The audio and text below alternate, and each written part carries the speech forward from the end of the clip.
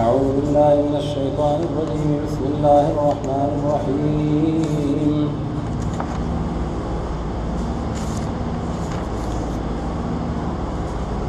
طاسين تلك آيات القرآن وكتاب مبين هدى وبشرى للمؤمنين الذين يقيمون الصلاة ويؤتون الزكاة وهم بالآخرة هم يوقنون. دا سورة قرآن حکیم نظیر دے سورة النمل. نمل په عربی کې ویل کېږي میږي ته، او چونکې په دې سورت کې هم د میږي حضرت سلیمان علیه السلام سره چې کومه مکالمه شوې ده او خبرې اترې او گفتگو شوې دي د هغې تذکره پکې موجود ده. نو ټول سورت مسما شوی دی په سورة النمل سره. دا مکی سورت دی، د هجرت نه وړاندې نازل شوی دی. نو هغه مضامین ثلاثه د توحید او د نبوت او دارنګې د بعث بعد الموت د هغې اثبات او د هغې لپاره دلایل دي په دې کې. او په دې کې الله رب العالمین د توحید د اثبات لپاره چې د الله تعالی سره په ذات او په صفاتو کې هیڅ څوک نه شریکوي، که د الله تعالی مقربین بندگان دي انبیاء کرام علیهم الصلوات والتسلیمات، نو هغې ته به هم د غیب و نسبت نه کوي. وګوره حضرت سلیمان علیه السلام چې په ټوله دنیا باندې حکومت کړی دی او هم عظیم بادشاه او د هغې سره سره د الله تعالی محبوب نبی او پیغمبر و، خو د هغې باوجود هدهد چې دی هغه ورته وایي احطت بما لم تحط به، ما ته هغه خبره معلومه ده چې هغه تا ته معلومه نه ده. په دې نه معلومه شوه چې پیغمبران عالم الغیب نه دي. نو دا صفات چې دي دا به صرف د الله رب العالمین پورې مختص ګڼئ او مخلوق به د الله تعالی سره په دې صفاتو کې هغه نه شریکوئ. د دې سورة النمل ربط د ما قبل سره یو خو د مضامینو په اعتبار سره دی. مضامین ثلاثه دا د هغې موضوع ده او مضامین ثلاثه دا د دې موضوع ده. لکه دواړه سورتونه مکي دي او د هغې چې کوم آخر دی چې سورت خلاصېدو نو په هغې کې د قرآن حکیم صداقت او حقانیت بیان شو، او په هغې کې الله رب العالمین د قرآن پاک متعلق چې دا نه شعر دی نه کهانت دی بلکې نزل به الروح الامین، دا جبریل علیه السلام د الله رب العالمین د طرف نه رالیږلی دی او راوړی دی. او وانه لتنزیل رب العالمین، نو د قرآن پاک حقانیت په آخر کې بیان شو، او د دې آغاز دا دی چې تلک آیات القرآن و کتاب مبین، نو په دې کې د قرآن پاک صداقت او د هغې حقانیت هغه پکې بیان دی. او بیا د دغې مضامینو د اثبات لپاره الله رب العالمین د حضرت موسی علیه السلام واقعه لکه دا ډېره لویه د تسلی او د پیغمبر علیه السلام لپاره او د مسلمانانو لپاره د اطمینان باعث دی چې فرعون غونده ظالم او جابر هغه الله تعالی سرنگون کو او حضرت موسی علیه السلام هغه الله رب العالمین په هغه باندې غالب او فاتح جوړ کړو. پیغمبر علیه السلام ته هم دغه وینا ده چې ستا او ستا ملګري او مؤمنین هغې له به الله تعالی کامیابي ورکوي،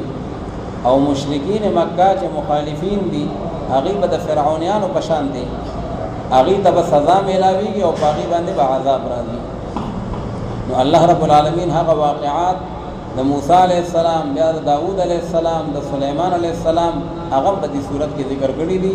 چې دا نبوت چې دی دا څه نوی څیز نه دی، مخکې الله تعالی پیغمبران را لېږلي دي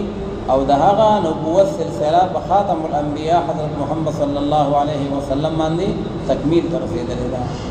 نو الله رب العالمین فرمایي بسم الله الرحمن الرحیم طاسین. الله رب العالمین عالم دے په مراد فلذي حروف باندې حروف مقطعات دي او یا سن متأخرین چاغي تعویل کوي ناغي وی طا رمز دے طرق لاري او سین دا رمز دے سعادت. نو طا سین معنا طرق السعادت، د نیک بختیا او د سعادت لار کچري موندل غواړي. نو تلک آیات القرآن، بیا بردي آیتونو اتباع کوي او د قرآن پاک په لار باندې به سعادت پتا واست میلاویږي. نو فرمایي چې تلک آیات القرآن و کتاب مبین، دغه چې کوم بیانېږي نو دا آیتونه د قرآن پاک دي او دا آیتونه د هغه کتاب دي مبین چې هغه واضح کوونکی دی حلال او حرام لرا هدى وبشرى چې دا کتاب هدایت دی او دا یو زیری دی لپاره د ایماندارو مسلمانانو هغه ایماندار مسلمانان چې هغه پابندي کوي د مانځه لپاره او هغه ورکوي زکات لرا یؤتون الزکات نو دې کې هغه دوه مطلبونه دي چې سورۃ مکی دی او د زکات حکم دا په مدینه منوره کې راغلی دی نو یاد هو یؤتون الزکات نه مراد دا دی هغه پاکه کلمه هغه ادا کوي مطلب دا چې توحید علم بردار دي او یاد وین دی چې زکات نه مراد دغه اصطلاحي زکات دی او پته وای چې یاره زکات حکم په مکه مکرمه کې نو راغلی نو وی نفس زکات حکم په مکه مکرمه کې وو خو تفاصیل د نصاب هغه بیا ټول مدینه منوره کې راغلي دي نو نفس زکات په مکه مکرمه کې وو ويؤتون الزکات وهم بالآخرة هم يوقنون ان الذين لا يؤمنون بالآخرة فتحقیق سره هغه کسان چې ایمان دروړي په آخرت باندې نو خیسته کړي دي مونږ دوی ته هغه اعمال دوی چې کوم ناکار اعمال کوي الله تعالی ورته خیسته کړي دي نو فهم يعمهون معنا يترددون نو بدي سرګردان دي باغی کې اولئک الذين او دا کسان هغه خلق دي چې دا غي د بار ناکار عذاب دي صح عذاب با الله تعالی دی لور کوي او حال دا چې دی په آخرت کې خاص دي تاوانیان وي وانک لتلقى القرآن من لدن حکیم علیم او بتحقیق سره چې نبی کریم صلی الله علیه وسلم خامخا درکول کیږي تا قرآن پاک دا پتا باندې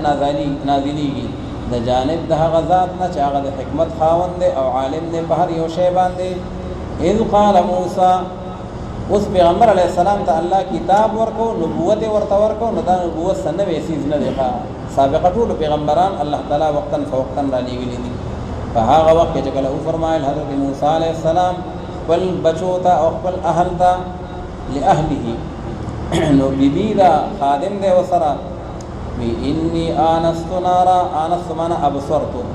وی پتاقیق سلما اولیدو اور لرا د مدین نرا روان دی مصر تزی او بی بی اغا و سردا بیمار دا او بل طرف تا بادو باران دی لارم تی خطا شوی دا او پا دی دورانیه که و تداسی یو اور پا نظر باندی راغی موسیٰ علیہ السلام وی دقی اور لبا ورشما شاید دا اور بچا بلکلی یسو کو سر بخوا کے ناس دی اغین بدلار متعلق معلوماتو کم او تاسو لبس سروټ کا صدرنا انتظام او د گرمایش انتظام هم کما موسی علیہ السلام په دې نیت باندې ور روان دي موسی علیہ السلام ته خدا علم نشتا چې دا نار نه دی بلکې دا نور دی نور الهی او تجلیات الهی او دغه ځای کې به ما ته لار خو د لګيږي خو د مصر لار نه د الله طرف ته چې کوم لار تللی دا هغه لار براته خي نور پیغمبران خو عالم الغیب نه دي کنه الله تعالی فرمایي چې د علم غیب داغي یعنی عقیده به صرف د الله رب العالمین متعلق ساتي رسو بدی صورت کې بیا راشي چې قل لا يعلم من في السماوات والارض الغيب الا الله صرف یو الله په دې باندې خبر دی انی آنست نارا سآتیکم منها بخبر زرد چراب وړم ز تاسو تر دغه اورنا په یو خبر باندې څه مطلب د لارې متعلق سم معلومات بل راوړم چې کوم لار ده او یا براوړم ز تاسو ته بشهاب قبس دې کې دواړه قراتونه دي یو ترکیب توصیفی دی او یو قرات کې ترکیب اضافي دی بشهاب قبس دا ترکیب توصیفی دی یرا وړم ز تاسو ته یو لمبا چې هغه یو سروټ کوي یو سروټ کا بدن سره د اور نه راواخلم او باغی به تاسو ګرم هم شي او باغی به کم دې درنا تنظیم هم شي او بل قرات کې دی چې او آتیکم بشهاب قبس بشهاب قبس یا ترکیب اضافي دی هغه لمبه د سروټ کې تاسو له باغ راوړم لعلکم تصلون خای کی چې تاسو ګرمایش حاصل کوي باغی باندې ځکه سخت یخنی ده او بیبي د اولاد بیمار و متداسي اوقاتو کې د ګرمایش تنظیم ضروری وي خلک هیټر بلې کله سو انګیټای بلې نو لعلکم تصلون باب افتعال له مجرد راضی سلیه یسلا اور ته داخلي دل او اور باندې ځان ګرمول سيسلا نارا ذات لهب لعلكم تصلون فلما جاءها نودي پس هر کله چراغ حضرت موسی علیہ السلام دغه اور ته نو आवाज وکړې شو حضرت موسی علیہ السلام ته چې برکت نازل شوی دی په هغه چا باندې چې هغه په دې اور کې دی او په هغه چا باندې چې هغه چاپېره د دغه اور نه دی چې څوک په اور کې دی هغه برکتي او چې څوک د هغې نه چاپېره دی هغه برکتي د الله برکت په هغه نازل دی نو یا خو من فی النار دا موسی علیه السلام دی یعنی من فی النار معنا من فی طلب النار چې څوک د اور په طلب کې راغلی دی نو دا موسی علیه السلام شو او ومن حولها دا ملائک شو ځکه د هغه تجلیات الهیه او نه چاپېره د ملائکو حصار او ملائک چې کوم نه د هغې نه چاپېره او یا ځینې مفسرین وي خبره بالعکس ده من فی النار چې دي نو دا ملائک دي او من حولها چې دی نو دا موسی علیه السلام دی هغه چاپېره ترې نه تاویږي او ځان له د اور د وړو او د رڼا انتظام کوي نو الله تعالی ورته دا وفرمایل وسبحان الله رب العالمین یا موسی انه انا الله دا اور نه دی دا نار نه دی بلکې دا نور الهی دی اے موسی علیه السلام په تحقیق سره شان دا دی چې الله یم چې غالب یم په هر یو شی باندې او د حکمت خاوند یم والق عصاک اوس الله تعالی ته پیغمبري ورکړه چې ته د دې نه سیده لاړ شه او فرعون ته زما پیغام ورسوه انه طغى اوس پیغمبر له دلایل پکار وي د خپل نبوت د اثبات لپاره الله تعالی ول دوه معجزې ورکړي یو عصا او بل ید بیضا والق عصاک او را وګرځوه دې امسا خپل لرا پس مکه باندې واچو بس هر کله چې ولید موسی علیه السلام دې خپل امسا لرا تهتز معنا تتحرك چې هغه خوځېده کأنها جان گویا کې چې دا یو نری مار دی جان ویل کېږي نری مار ده نو مخکې تېر شوي وو چې فیضا هي ثعبان مبین لویه اجدها ترې نه جوړه شوه او دې ځای کې وایي چې را پرېښوده نو کأنها جان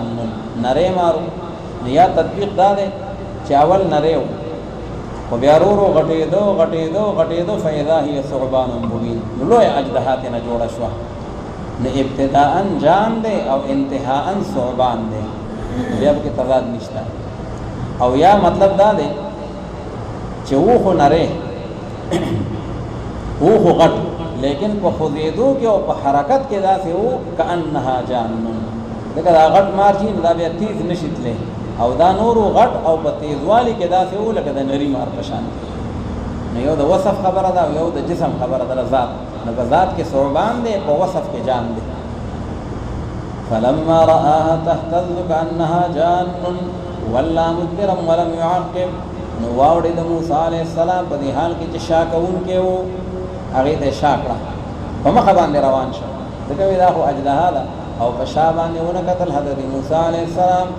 الله وایي ما ورته آواز وکړو چې ای موسی علیه السلام مه یریږه ته د دې نه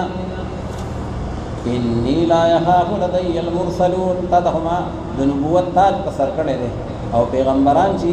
هغه به صرف د یو الله نه یریږي او باقي د هېڅ طاقت نه به نه یریږي په تحقیق سره نه یریږي په نزد ما باندې هغه لیږلي شوي پیغمبران الا من ظلم ثم بدل حسنا دا استثناء منقطع ده لیکن هر هغه څوک چې هغه ظلم یې کړی په خپل ځان باندې او بیا یې بدل کړی هغه نیکۍ لره وروستو د هغه بدۍ نه یو کس داسې دی پیغمبران چې دي نو هغې خو ظلم نه کوي هغې خو ګناه نه کوي هغې معصوم دي خو که په عام انسانانو کې څوک داسې وي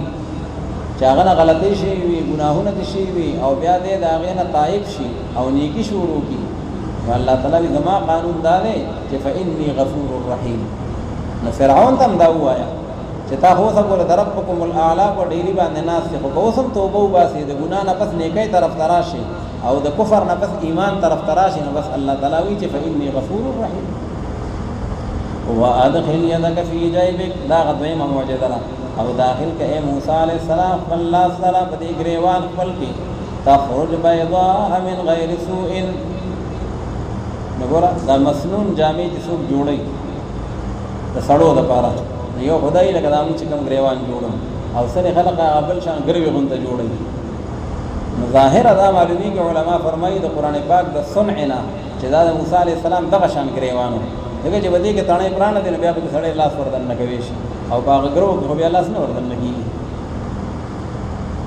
وادخل يدك في جيبك تخرج بيضاء نو داخل کې د خپل لاس سره په دې ګریوان خپل کې راوبوځي سپین بغیر د څه بیمارینا من غیر سوء یعنې من غیر برس اته خو یو سپینی لکه هغه برګې بیماری وي خدا برګې نه دا به دستا د پاره د الله طرف نه یو معجزه فی 9 آیات الی فرعون ان اذهب فی 9 آیات او لاړ شتو سره دا غنه معجزونه نور معجزه خو به الله تعالی رسو ورکړي دی او دا دوی او په دغه وخت باندې ورکړي دي په طرف د فرعون او د قوم دا غبان او په تحقیق سره دي او قوم نافرمانه بس هر کله چې راغلي دي فرعونیانو ته هغه معجزې زمونږه مبصرتن معنا واضحه کولاو معجزې او ترالی د عصا او د ید بیضا نو هو دي چې دا جادو واضح ده وجحدوا بها واستيقنتها انفسهم او انکار وکړي فرعونیانو د دغه معجزونه وجحدوا بها بالسنتهم فجب باندې داغینه انکار وکړي چې موږ دا نه منو او حال دا دی چې یقین کړو باغی باندې زړونو دوی پس لکه دنه دا خبره ناس ته چې موسی علی السلام حق نبی دی او دا دغه حق معجزه ده خو بس فجب باندې اقرار نه کو بلکې انکار وکړو اول انکار وکړو ظلم او علوا د وجه د ظلم کولونه او د وجه د بدمعشی کولونه ځان ډیر اوچت کوه او ظلم کو چې کوم دی په خپل ځان باندې او دارنګ په خلق باندې نو بس تو ګوره چې څرنګه دي انجام د هغه مفسدین خلقو چې کوم شرارتيان دي انجام د فرعونیانو څه شو تباہی او بربادي هغه مقدر شو ولقد آتینا داوود وسليمان علما او دقرنګ د نبوت سلسله هغه داوود علیه السلام او سليمان علیه السلام باغی کوم چلی دي هغه ته الله تعالی بلا معجزې ورکړي د سليمان علیه السلام معجزه دا و د مارغانو په خبرو بپویدو د میګو په خبرو باندې بپویدو لکه اوس دغه د روان درې میل لري میګي خبرې کړې دي او هوا سليمان علیه السلام ته رسولې دي او هغه باغی باندې پوهې شوی دي الله تعالی وی چې کله سليمان علیه السلام دغه معجزې ورکړې شوې دي نو رسول الله صلی الله علیه وسلم ته هم لوی معجزه قران پاک ورکړې شوی ده نبی تاسو ردی معجزونه ولې انکار کوئ الله تعالی فرمایي چې خامخا په تحقیق سره ورکړو موږ داوود علیه السلام او سليمان علیه السلام ته چې پلا روزي دي علم او قوه لرا او ویل دي دوارو چې الحمدلله دا الله حمدنا او صفاتنا او تعریفنا دي اسی الله رب العالمین چې غرواله را کړې دي موږ ته باغ ډېر د بندگانو خپل ایماندارونه یعنی بالعلم والنبوه الله موږ علم را کړې دي او الله موږ پیغمبرین را کړې ده وقال الحمد لله الذي فضلنا على كثير من عباده المؤمنين وورث سليمان داوود او وارث وګرځي سليمان عليه السلام د خپل والد داوود عليه السلام نه نمخ علم نبوت او دغه ټول چې کوم خلافت هغه داوود عليه السلام سره او داغه نه پس هغه چاته میلاو شو سليمان عليه السلام ته نو ما تاسو ویلو چې روافض وي چې د پیغمبرانو میراث دا به تقسیمي او صحابه کرام ډیر بد کړي دي چې فاطمه بیبي له میراث نه ورکړي او نعوذ بالله دا غاصبان دي او دا نواسب دي او اهل سنت وی جنا د پیغمبرانو میراث نشته نو یو استدلال شیعاګان د دې ځنه کوي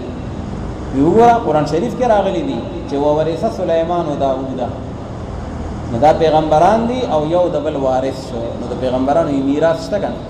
نو موږ وته وای دا میراث وای دا د مال میراث نه دی دا بالعلم والنبوه دا د علم او د نبوت میراث دی نو هغه میراث هغه چلیږي هغه کې بیا عالمان هم د پیغمبرانو وارثان دي العلماء ورثه الانبیاء البته مادي میراث د پیغمبرانو نشته دغه پیغمبر علیه الصلاۃ والسلام فرمایي چې نحن معشر الانبیاء لا نرث ولا نورث ما تركناه صدقه او که بالفرض د دینه مادي میراث مراد وي نو دا بیا شرایع د من قبلنا دي او شرایع د من قبلنا علی حجت وی چې باغی باندې انکار په قران او په حدیث کې را نشي او دې باندې قراغله دي وورث سليمان داوود وقال يا ايها الناس او فرمایل حضرت سليمان علیہ السلام چې اے خلقو تعلیم را کړی شوی د مونږ ته دا خبره د مارغانو دا د الله مهرباني ده ګوره مارغانو خبرو باندې مونږ کویږو او را کړی شوی د مونږ ته من کل شیء د هر قسمه سیزنا چې کوم د نبوت او دارنګ چې کوم ده د بادشاہت د ضرورت ندي شکر دې الله پاک هغه ټول لوازمات مونږ لرا کړی دي دا د الله مهرباني ده په تحقیق سره دا چې دینو دا هغه مهرباني ډیر واضحه او ډیر لوی ده وحشر لسليمان جنوده من الجن والانس والطير فهم يوزعون ود سليمان عليه السلام بادشاہي په انسانانو هم او په پیریانو هم او په مارغانو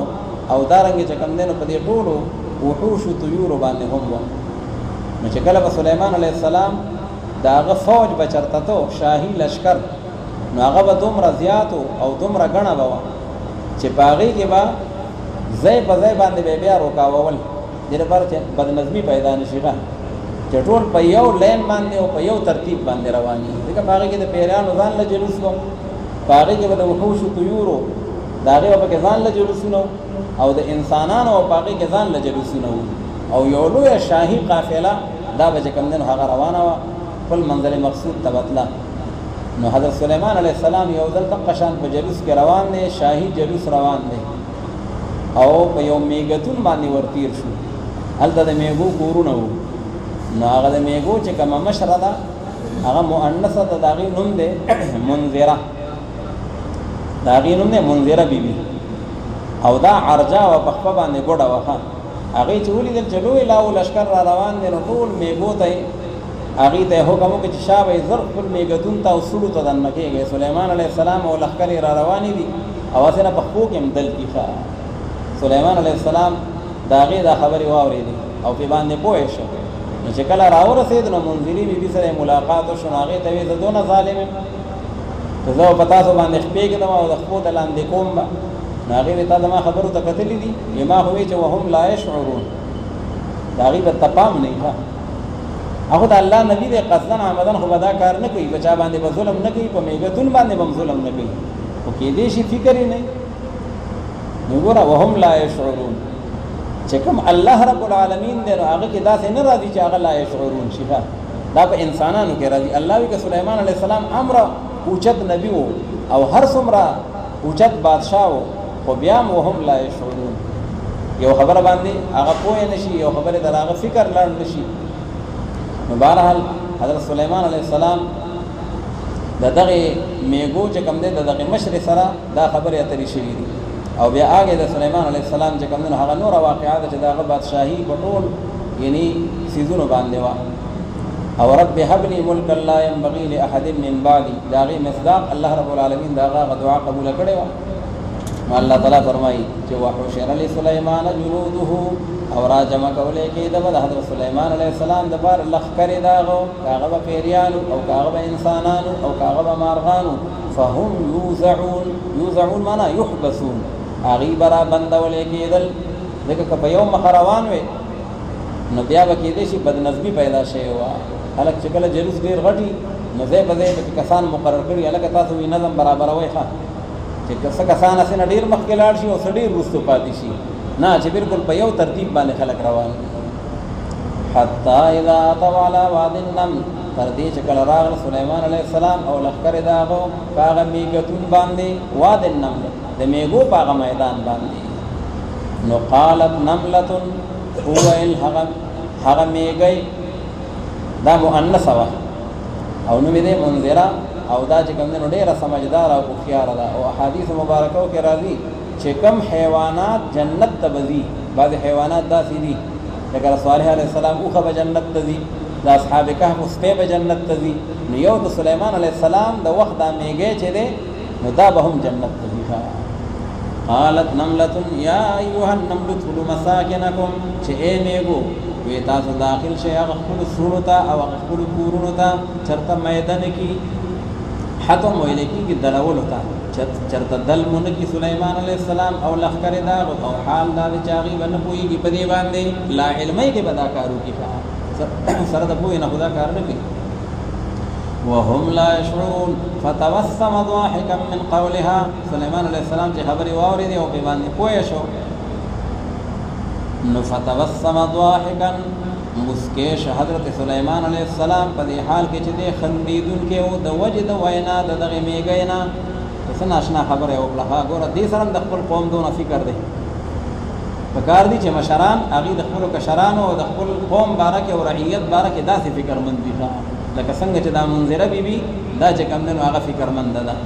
اوس یو تبسم دی او یو ضحک دی او یو قهقه ده موږ د کتابونو کې وایو نو چې سره مسکیشي نو دا تبسم دی आवाज به نشته ها صرف غاښونه ښکاري او چې کله आवाज به هم پخپل واوري بل څه کې وانه نو دا ضحک دی او چې کله بیا आवाज پخپل واوري جیران هم واوري واګه چې سره څوک په مانځ کې ولاړ دی هغه جیران خان نه چې پوښه په کلی کې په گاوند کې سره څوک پاتې کی نو هغه ته وی قهقه نو دې ځکه آیا سليمان عليه السلام تبسم کړو کنه زه کې کړو دنه خدواړه معلومي نو علما مفسرین وی فتبسم یعنی ابتداء اول سليمان عليه السلام تبسم او مسکه شبه دې خبره باندې او ضاحكا انتهاء هغه تبسم بیا ورو ضحك ته ورسېده دې په دې خبره باندې ډېر حیران شو ځکه ضحك کېږي د امر عجیب د وجنه په دې باندې حیران شو نو وجه د وینا د دینا او وی سليمان عليه السلام چې زما پروردگارا او زعني ان اشكر نعمتك التي توفيق راکې یا الله تماتا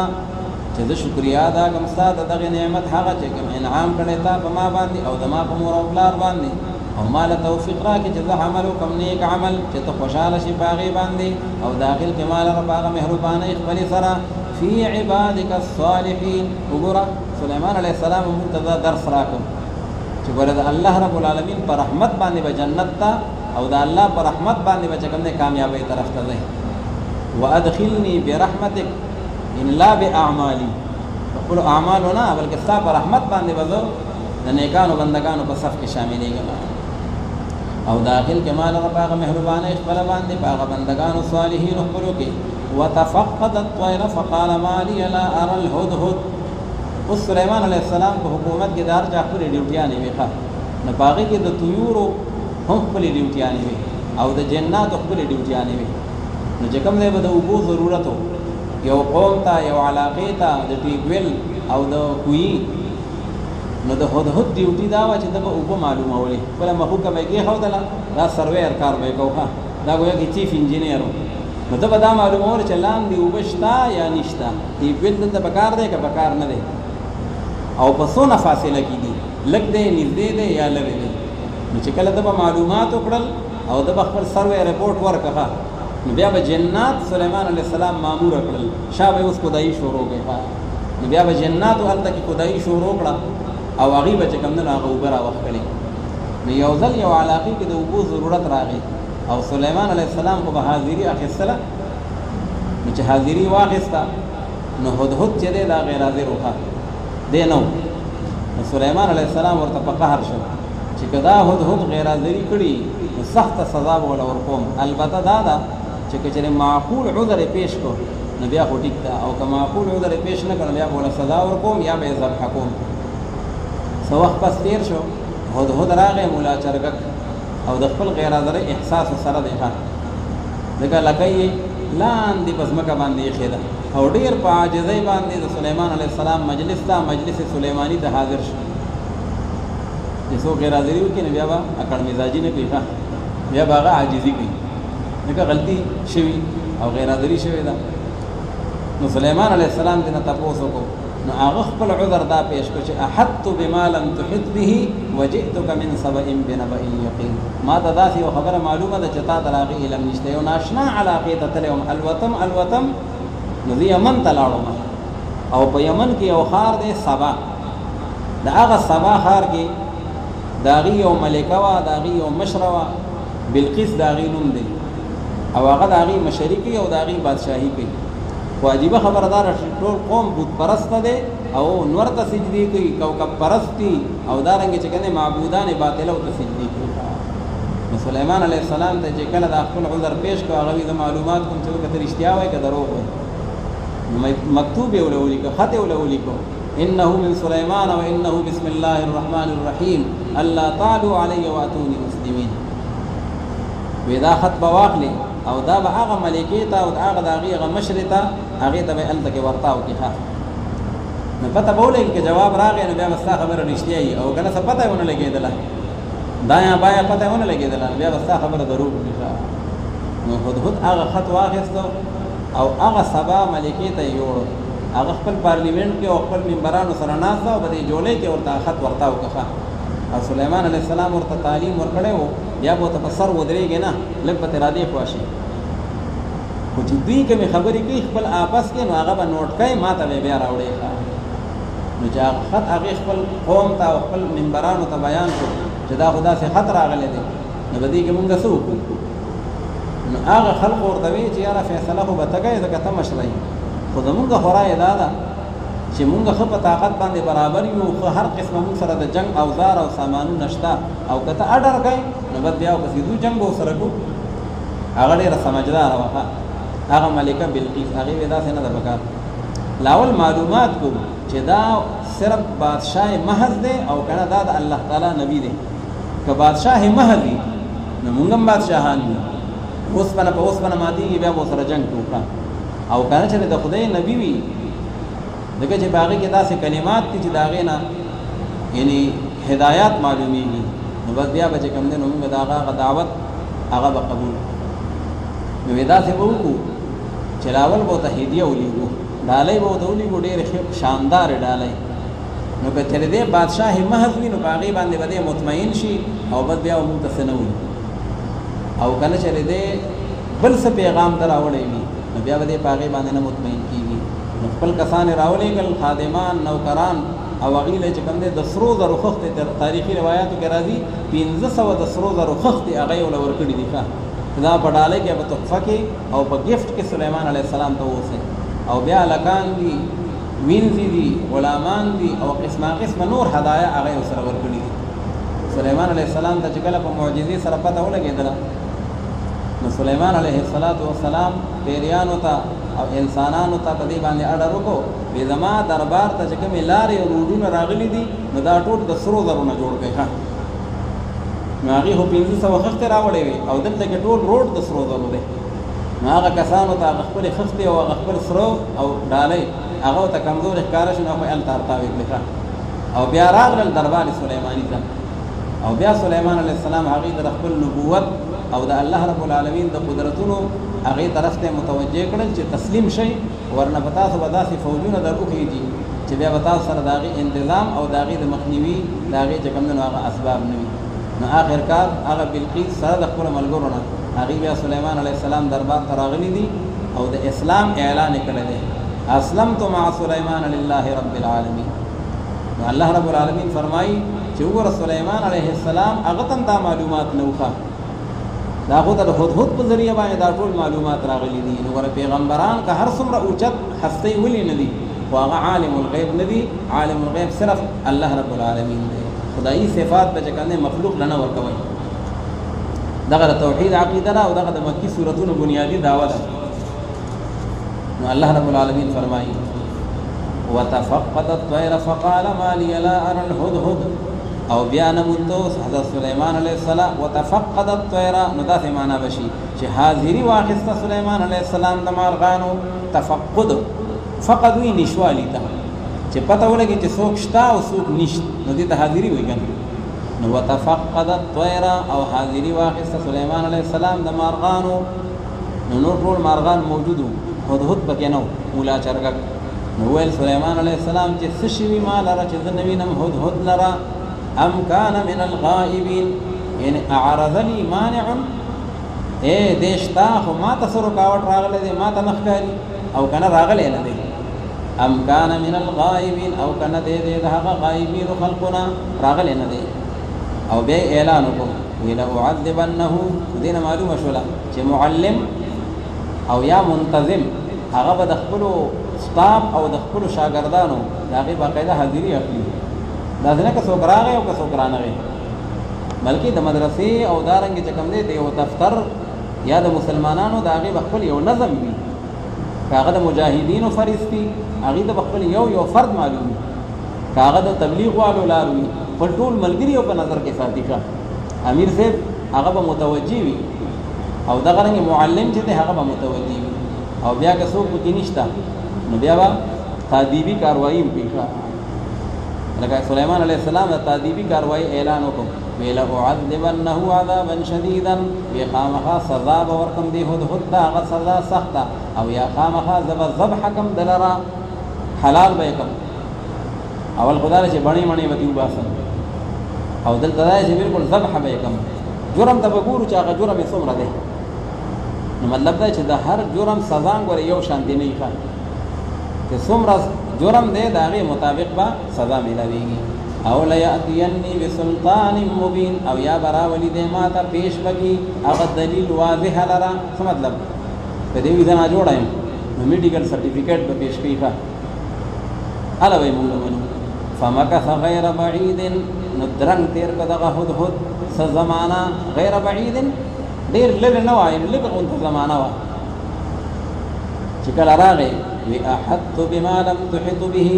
بما چې کوم دی راګیر کړي د هغه خبره چې نه راګیر کړي تا غیلرا یعنی ما معلومه کړي د هغه خبره چې نه معلومه کړي تا غیلرا. وګوره هدهد هم د دې خبرې قائل دی چې پیغمبران عالم الغیب نه دي. احط بما لم تحط به او نو شیخ غلام الله خان سے چونکه پنډای کې او پنجاب کې داغه زیاته مقابله ده قبوریین سره او د بریلوی حضرات سره وه چې کوم خدایي صفات هغه مخلوق لور کوي ښه نو هغه به چلو جی هدهد بھی قائل ہو گیا کہ انبیاء کرام عالم الغیب نہیں ہے تو پھر کیا ہدہد بھی وہابی بن گیا یا صرف غلام اللہ ہی وہابی ہے. هدهد وهابي شو او کنه صرف غلام الله ته وهابي وایي ښه. فقال احط بما لم تحط به وجئتك من سبأ بنبأ يقين او ما رات کړي تا ته دا سبا د وطن دا سبا یو خار دی په یمن کې بنبأ يقين په یو یقیني خبر سره یعنی کمزور خبر نه دی خو یقیني خبر دی او هغه دا دی انی وجدت امرأة تملكهم هدهد ته چې په یمن کې د ټولو نه ناشنا او عجیبه خبره ښکاره شوې ده هغه دا ده چې دونه لوی قوم دی او سړی پکې د حکومت دپاره نشته ښه حکومت یې د ښځې په لاس کې دی. انی وجدت امرأة تملکهم نو دا چې کوم دی پاکستان انی وجدت امرأة ما ومونته یو ښځې لره چې هغه بلقیس بیبي ده چې هغه حکومت کوي په دوی باندې او ورکړی شوی دی هغې ته من کل شیء هر یو څیز چې کوم د حکومت لوازمات دي هغه ورته ورکړي شوي دي. دا خو نه چې هر یو شی ورته میلاو ګیره هم وښه ګیره نه وه. واوتیت من کل شیء ولها عرش عظیم او د هغې دپاره یو عظیم الشان تخت ناشنا عجیبه تخت چې هغې کتابونو کې د هغې تذکره راغلې ده چې هغه چې کوم دی 80 ګزه هغه اوږد دی او 13 ګزه هغه چې کوم دی نو پلن دی او 13 ګزه هغه دنګ دی او باغې باندې بلا کمرې جوړې کړې دي او باغې د سرو د سپینو د زبرجدو او د یاقوتو او د ملغلرو قیمتي چې کوم دی نو هغه انتظامات باغې باندې شوي دي. او چې کله به دا چرته تله نو دغه خپل تخت چې دی نو دا یې په مختلفو کمرو باندې بند کړه یوه کمره او بیا د هغې نه بله کمره او بیا د هغې نه بله کمره دروازې به ټولې تاله وي چې رسوک دې ته نقصان هغه ونه رسوي. ولها عرش عظیم وجدتها وقومها يسجدون للشمس هدهد ہوئی چې ما بیا مونته دغه زنانه لره دغه بلقیس لره او قوم د هغې لره چې هغې سجدې کولې نور ته ما سوا د الله رب العالمین نه او ښایسته کړی و هغې د شیطان هغه عملونو د هغې لره هغه بت پرستي ورته ښایسته کړې وه نو پس منع کړي و شیطان دوی لره د هغه لارې حق نه پس دوی هدایت نه مونده په طرف د الله رب العالمین باندې الله یسجدو لله یعنی ان یسجدو لله تعالی ظاهر ده دی هدایت نموندو ان یسجدوا لله چې خدای ته سجده کړي وای ښه دا خو نه چې هدایت نموندو چې خدای ته سجده نه وای کړي دغه دا سجده نه کول خو هدایت نه دی سجده کول هدایت دی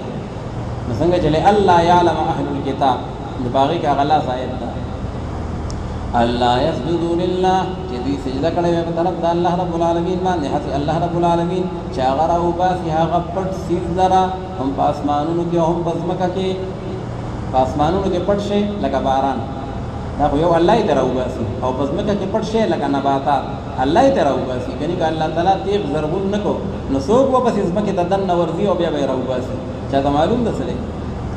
او عالم دی الله رب العالمین په هغه څیز باندې چې پټوئ تاسو هغې لره او هغه چې ښکاره کوئ تاسو هغې لره الله رب العالمین چې دی لا اله الا هو رب العرش العظیم نو یو خو د بلقیس تختو او یو د هغې په مقابله کې الله رب العالمین فرمایي چې د الله تعالی عرش چې دی نو هغه اصل کې عظیم الشان دی دغه خو فاني دی مجازي دی او دا حقیقي او پایدار چې کوم دی نو د الله رب العالمین عرش دی. بهرحال هدهد راغی خپل معذرت یې پیش کړو چې جی ما حاضري چې نه وه کړې نو ځکه زه یو ناشنا علاقې ته تللی وم او په عجیبه قیصه باندې واورېدم نو د هغې په تماشه شوم نو بس نو به راغلی و سلیمان علیہ السلام استا صدق او کذب معلومول غواړم او فرمایل حضرت سلیمان علیہ السلام زرد چې ګورو مونږه یعنی مونږه دا معلومو چې آیات رښتیا وای او کنه یې ته دا دروغجنو خلقنا اذهب بکتابی هذا یوسط زما دې خط لره چې دا یو دې خط ولولي کو او بیا ته ور وګرځوا دغه خط په طرف دا غي باندې ثم تولى عنهم معنا تنحى عنهم بیا دې نه ډډې تشه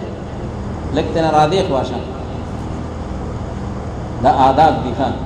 ثم تولى عنهم او بیا ترا ډډې تشه او را لری شداغینا بعد کسان طالب دې یو سړي خطر راوړي نو دې قاصد دې طالب خطر راوړي چې فلان کی دا را کړې دي چې ته هغه چټ کولاو کی نو دې ورته دې وخت سره ورلې دی ګوري ښه نو ثم تولى عنهم دا آداب ندي ته نه ډډې تشه دا خط خو هغه تر راغلی تا ته نه راغلی نو کاغذ ته وی چرته وګورو نو بیا ټیک دی ته وګورو لیکن پر دې خط به بغیر دو اجازت نه ګوري ثم تولى عنهم او بیا راوړا او راډې ته شداغینا پس تو ګوره چې څه جواب ورکړي دي تا ته ما دا يرجعو ما دا خاص جواب راکړي نو قالت یا ایها الملأ نو خط ویړو چې خط ویړو نو هغه بلقیس خپل قوم ته تقریر کوي وویل دغه بلقیس چې اے سردارانو زما په تحقیق سره راکړل شوی دی او راتاو کړل شوی دی په طرف زما باندې یو خط کریم معنا مختوم چې هغه مهر زده دی لکه سلیمان علیہ السلام په خپل بادشاہي مهرم لګولې وخا ډېر د عزت ته یو خط سړی اسی ولېږي یو په لفافه کې ولېږي لفافه ولا ډېر د عزت مسله شو او چې لفافه دې بیا بند کړه او باغې دې مهر ولګول نورم د عزت خبره شو احترام باغې نورم سیوا شو او حفاظت هم ډېر شو انه من سليمان وانه بسم الله الرحمن الرحيم بتحقیق سره دا مکتوب چې د جانب د سليمان عليه السلام د طرف نه دی او بتحقیق سره د آغاز او سرنامه دا ده چې بسم الله الرحمن الرحيم الله تعالی علی مقصود د خط دا دی هغه کوم چې د خط مقصود دی هغه دا دی چې تاسو موچتېږئ په ما باندې او راشئ تاسو ما ته منقاد او تابعدار مسلمین یعنی طائعین زما حکم او زما بادشاهي ومنئ او زیر نگین شئی قالت یا ایها الملأ نو الذی بالقس چې اې ما سردارانو تاسو جواب راکې ما ته په بار د کار زما کې افتونی مال فتوا راکې مطلب جواب راکې چې څو سره وکړو او څه جواب دی سليمان علیہ السلام ته ورکو ما كنت قاطعه امرا زنیما فیصله کوونکې دی او کار په بار کې تر دې چې تاسو حاضر شئ ماته چې څو پورې تاسو نه راغلي په شریکم یو فیصله نه کړی نو زبر یو خبره ځان نه فیصله کوم مفسرین دې نه دا معلومیږي چې دا ډیکټیټرشپ نو ښه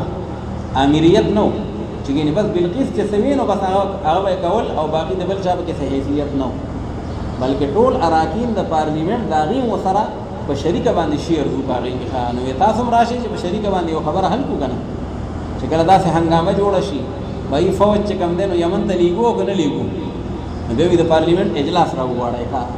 چې هر سړی په خپل اظهار د معافی ضمیر کی چې را هونی چاهیے یا نہیں ہونی چاہیے دا گویا کہ یو جمهوری حکومت او شورائی حکومت دا غیغا ما كنت قاطعة امرا حتى تشهدوا قالوا نحن اولو قوة واولو باس شديد نو اندغه ارکان د پارلیمنت ملک چې کوم داغه سردارانو موږ ډیر د قوت خاوندان او موږ خاوندان داغه سخت جنگ یو خو جنگجو قوم یو نو موږ د جنگ نه وخت نه اړو خو دومره ده چې کومه منبران یو خو اخیری فیصله خو بته کوي کنه صدر اعظم پته نو والامر الیک یعنی والامر مفوض الیک دا کار چې دی تا ته حواله دی نو پس ته وګوره چې څه شی حکم کوي ته مونږ ته چې څنګه ساړه دی بس باغې باندې بچنیږو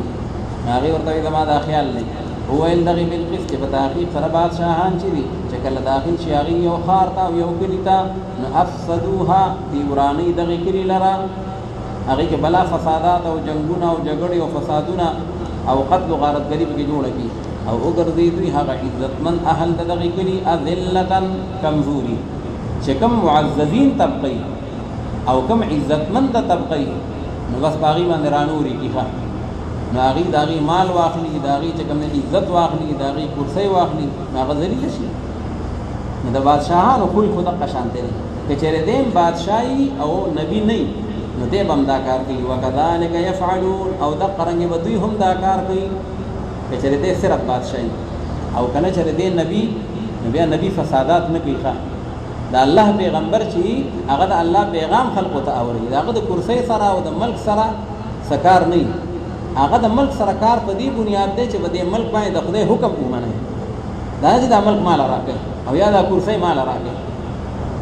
وإن نو دا دې وکړو چې امتحان به وکړو چې دا نبی دی او کنه دا ملک دی وإني مرسلة إليهم بهدية او بتحقیق سره ذریبون کېم په طرف د سلیمان علیه السلام او د هغه د قوم باندې یو ډالۍ لره نو پس د کتون کېم چې په څه باندې واپس جواب راوړي هغه استازي زما مرسلون زه چې کوم استازي ولیږم چې هغې به څه جواب راوړي هدیه قبلوي که نه یې قبلوي که پیغمبري نو بیا دې هدیې نه قبلوي ښه دی به وایي چې زما اصل مدعا دا ده چې ایمان راوړئ او زما منقاد او تابعدار شي او کنه دی بادشاہي نو بس په تحفو تحایف باندې به مونږه رضا کو فلما جاء سليمان قال تمدونني بمال پس هر کله چراغ حق قاصد سليمان عليه السلام ته او فرمایل هغه چې آیات سره امداد کوي زما سره په مالونو باندې زما خپل خزانه ډکې نه دي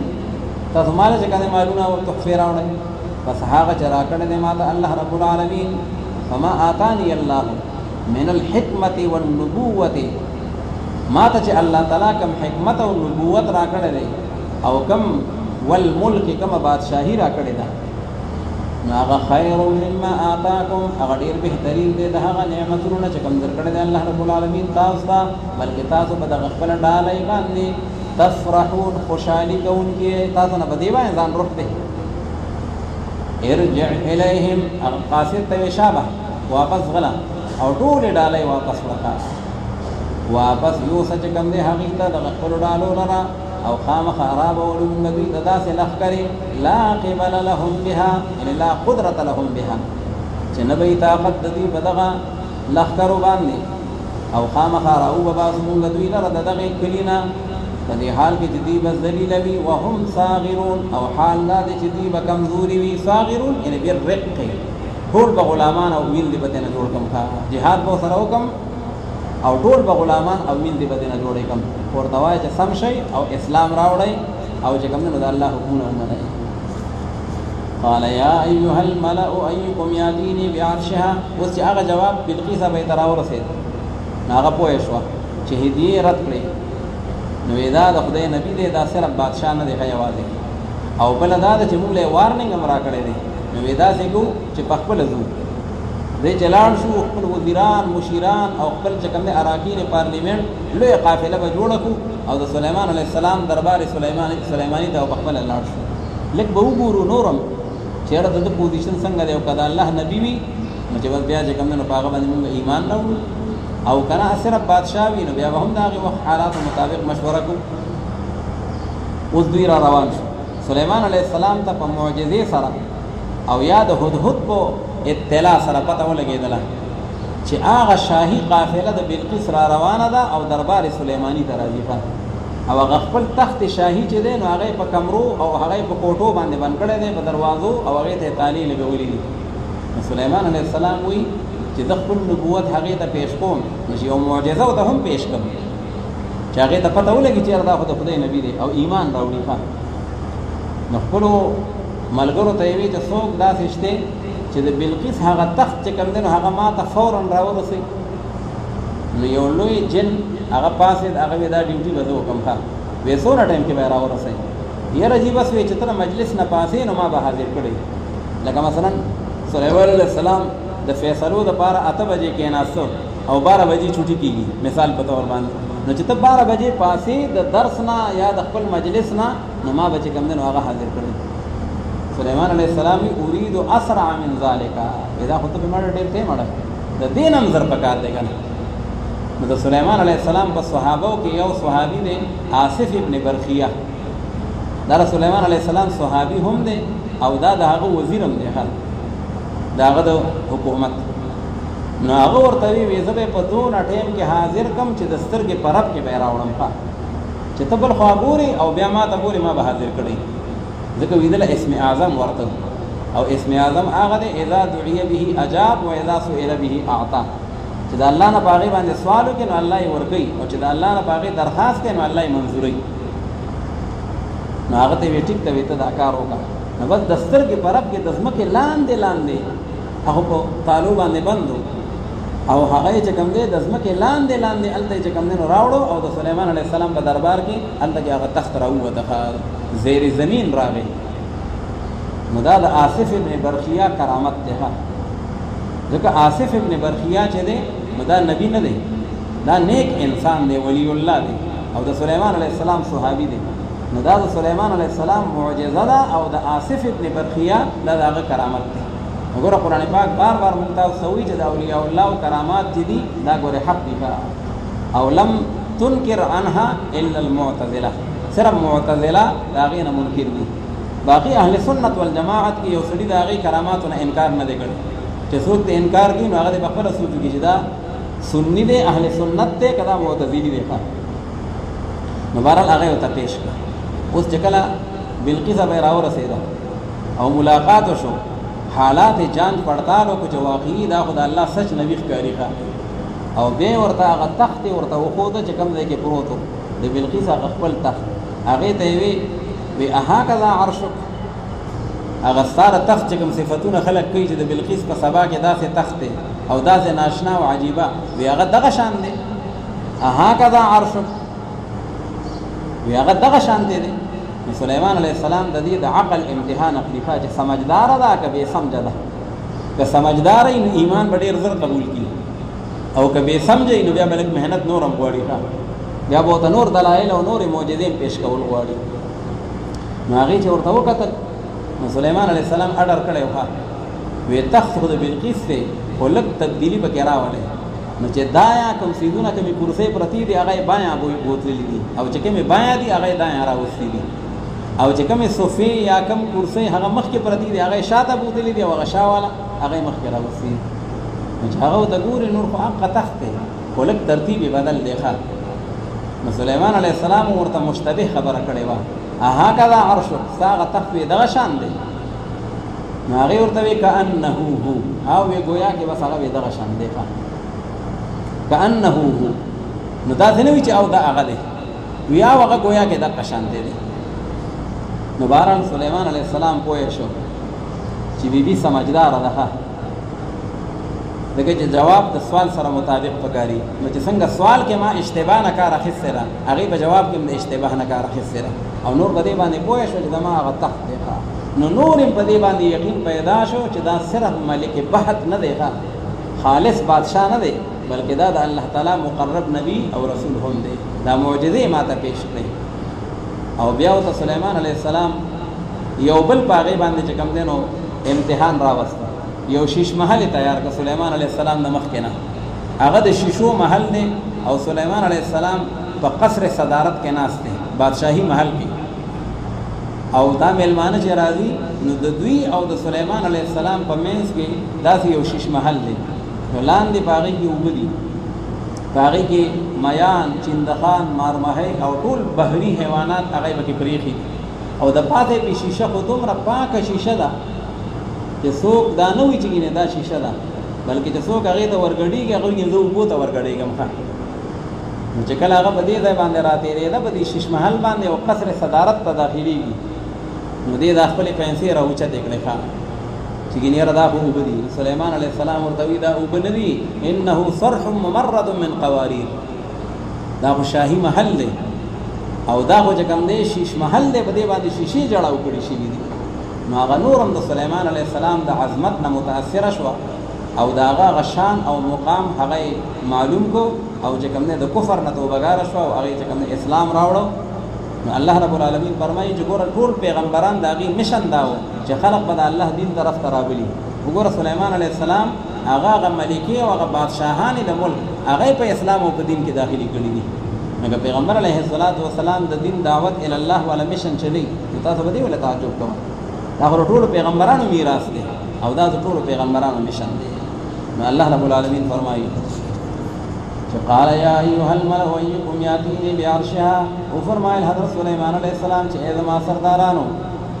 سوق وبتا سو کې راوړي مال هغه عرش د بلقیس عرش ان هغه تخت بلقیس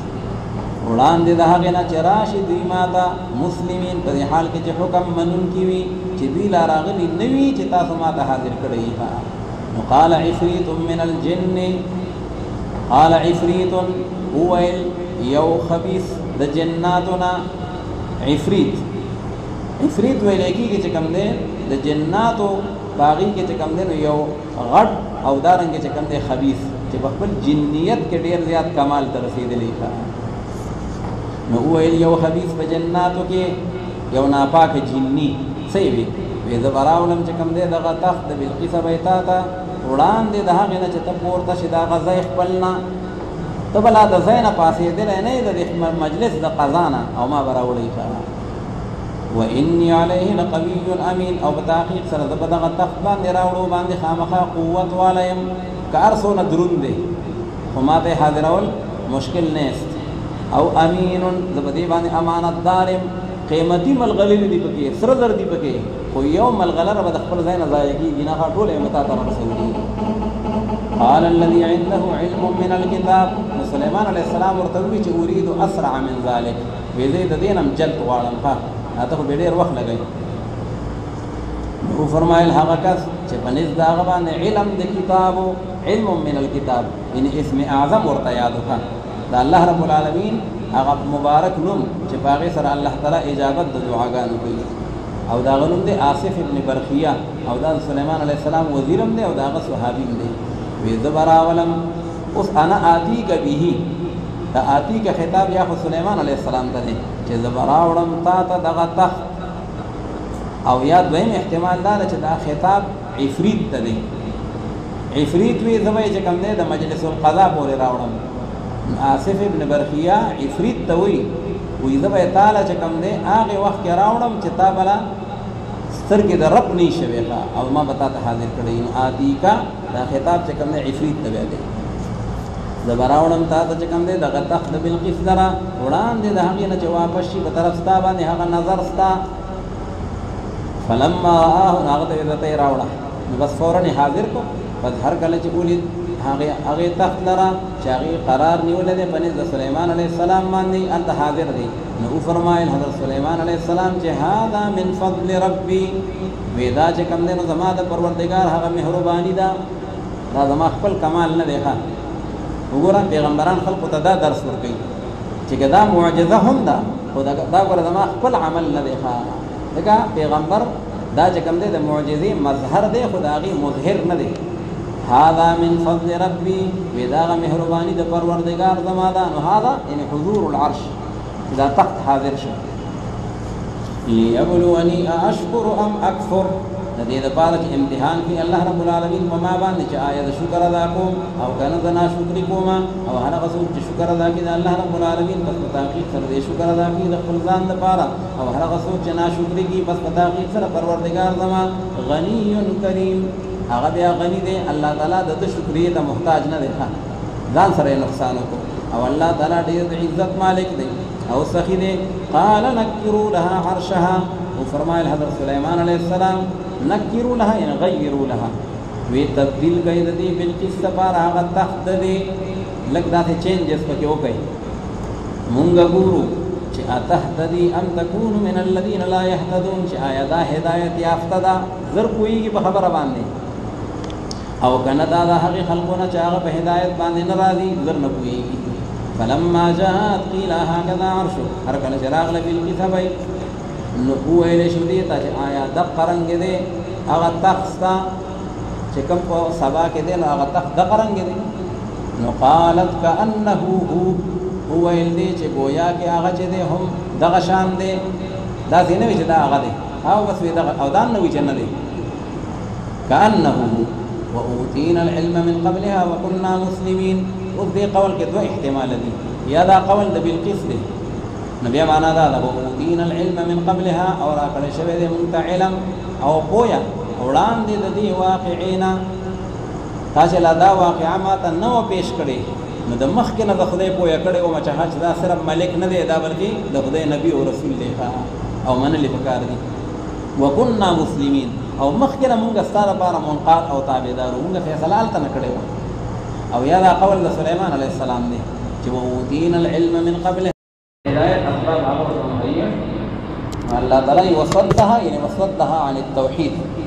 او من کړو دی بالقسط سره د توحید د الله رب العالمین نه هغه شی چې دی په بندگی کوله ما سوا د الله رب العالمین نه بتحقیق سره ودا د یو قوم کافرنا قیل لهت قل الصرح هو اله شو دیتا چې داخل شته هغه محل تا او شیش محل واستیار کړی دی نو هغه کې چې کوم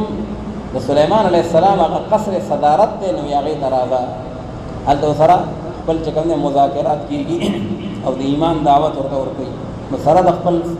وزیران و مشیران و ندار اغلا قیل لها ادخل الصرح فلما رأته هر کلچی دی ولید دغی محل را نو حسبته لجتا دی گمانو کپاغی باید چپی دو اوبو دیوی گنده اوبو چپی وحیقه فکی اوبو خلان دی او دا خوشیشه دا برا لگی دلی دا وکشفت عن ساقیها او دی خپل پنده اخکار اکڑی دکه چې څوک اوبو باندې ورګړي کنه نو پیسې برکی کنه دغه بعد جنات سليمان عليه السلام ته ویلی وو وې د دې د خپې داسې دي لکه د خر د خپو په شان دي اصل کې جنات سره یو خطر و دا جنات خو سليمان عليه السلام مسخر کړی وو او ناشنا کارونه په د الله په حکم باندې کول نو دوی سره دا خطر و چې اصل سليمان عليه السلام د دې چې کوم دی بلقیس سره نکاح وکړي واده سره وکړي ځکه دا بلقیس چې وا نو دا د دې والدینو کې یو انس دی بل جن دی یو انسی دی بل جن دی نو وی کچری د دې سره واده وکړو بیا د هغې نه اولاد پیدا شو د سليمان علیه السلام نو د چاپلار به بیا د هغې نه وتښتي بیا به عمر لمونږ غلامان کړي او بیا به دا کارونه او بیګارونه به راباندې کوي سليمان علیه السلام ته دا وی چې یاره د دې د خپې په دې کې دا چې کوم دی نو یعنی دغه د عیب دی سليمان عليه السلام دا ګوري چې د جنات و خبره صحیح ده که غلطه ده نو چې وکشفت عن ساقیها چې کله هغې د خپلې پنډۍ ښکاره کړې ځکه چې اوبو کې ورګډېږي د خپل خیال مطابق نو سليمان علیه السلام وکتل چې هېڅ عیب پکې نشته د جنات و خبره غلطه وه البته دومره وه چې په دې خپو باندې په پنډو باندې ویښته انها مشعره نو بیا سليمان علیه السلام د هغې انتظام وکړو د هغې دپاره د چونې بندوبست وکړو او په هغه دوایې باندې د هغې غټول یعنې چې کوم دی د ویښتو د خپو صفایي وکړه وکشفت عن ساقیها قال انه صرح ممرد من قواریر وفرمایل حضرت سليمان علیه السلام چې دا خو اوبه نه دي په تحقیق سره دا خو یو محل دی ممرد چې دا جړاو کړی شوی دی من قواریر د شیشو نه قواریر جمع د قارورتون ده دا خو محل دی د پاسه په دې باندې شیشې چلولې شوي دي او لاندې په هغې کې میان دي په هغه اوبو کې هغه ډېر لاندې دي نو هغې ته د خپلې خبرې احساس وشو او دا ورته پته ولګېدله چې زما حکومت هغه هېڅ حکومت هم نه دی حکومت خو سلیماني حکومت دی چې هم په وحوشو دی هم په طیورو دی او هم چې کوم دی په انسانانو دی او هم په جناتو باندې دی نو دغه دی که هغې ته د خپلې غلطۍ او د خپل کفر نه د توبې وختلو توفیق میلاو شو قالت رب انی ظلمت نفسی نو وویل دغې بلقیس چې ای زما پروردګاره په تحقیق سره ما ظلم کړی و په هغه نفس خپل باندې بعبادت غیر الله تعالی چې ما د غیر الله بندګي کوله او نور ته مې سجدې کولې او ما اسلام راوړی دی سره د سلیمان علیه السلام نه دپاره د الله پاک چې هغه رب العالمین دی نو اسلام یې قبول کړه او بیا وی سلیمان علیه السلام روایاتو کې راځي چې دی په خپل ځای باندې په یمن کې بیا حاکمه پاتې کړه وی دغه ستا حکومت دی او دغه ستا چې کوم دی نو ملک دی مونږ چا نه حکومتونه نه اخلو او تاریخي روایاتو کې راځي چې نکاح یې ورسره وکړه سلیمان علیه السلام به کله کله یمن ته راتو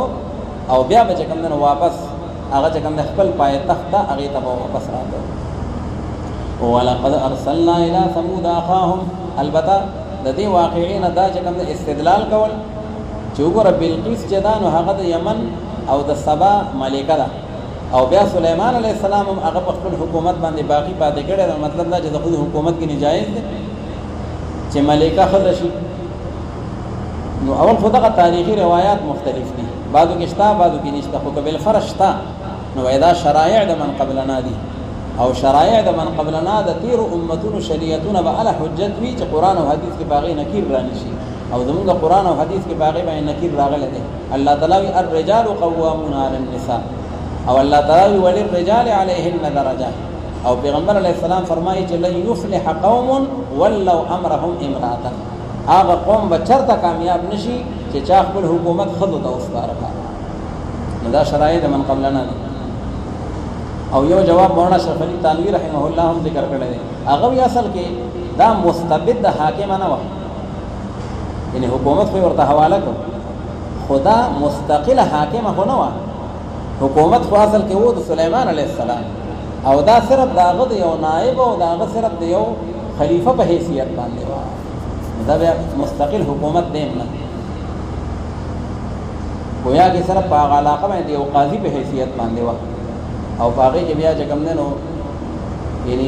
زنانه چې دي نو هغه مفتیا او یا قاضیه هغه بیا جوړې دي شي په بعضې صورتونو کې. قالت رب إني ظلمت نفسي وأسلمت مع سليمان لله رب العالمين ولقد أرسلنا إلى ثمود أخاهم صالحا. دا نور واقعات الله رب العالمین د توحید لپاره ذکر کړي. سليمان علیه السلام واقعا کې د الله تعالی وحدانیت عیان دی، او صالح علیه السلام هغه د دغه پیغام لپاره راغلی خامخا په تحقیق سره را لېږلی موږ په طرف د سمودیانو باندې رور د هغې حضرت صالح علیه السلام، او هغه ورته دا ویلي چې ان اعبدوا الله، چې تاسو بندګي وکړئ د یو الله. نو پس ناڅاپه دوی دوه فریقې او دوه ډلې جوړې شوې. صالح علیه السلام ورته دعوت ورکړو نو خلق دوه ځایه شو، یو فرقې منو او یو فرقه هغه ترې منکر ده، یو موحدین دي او یو مشرکین دي.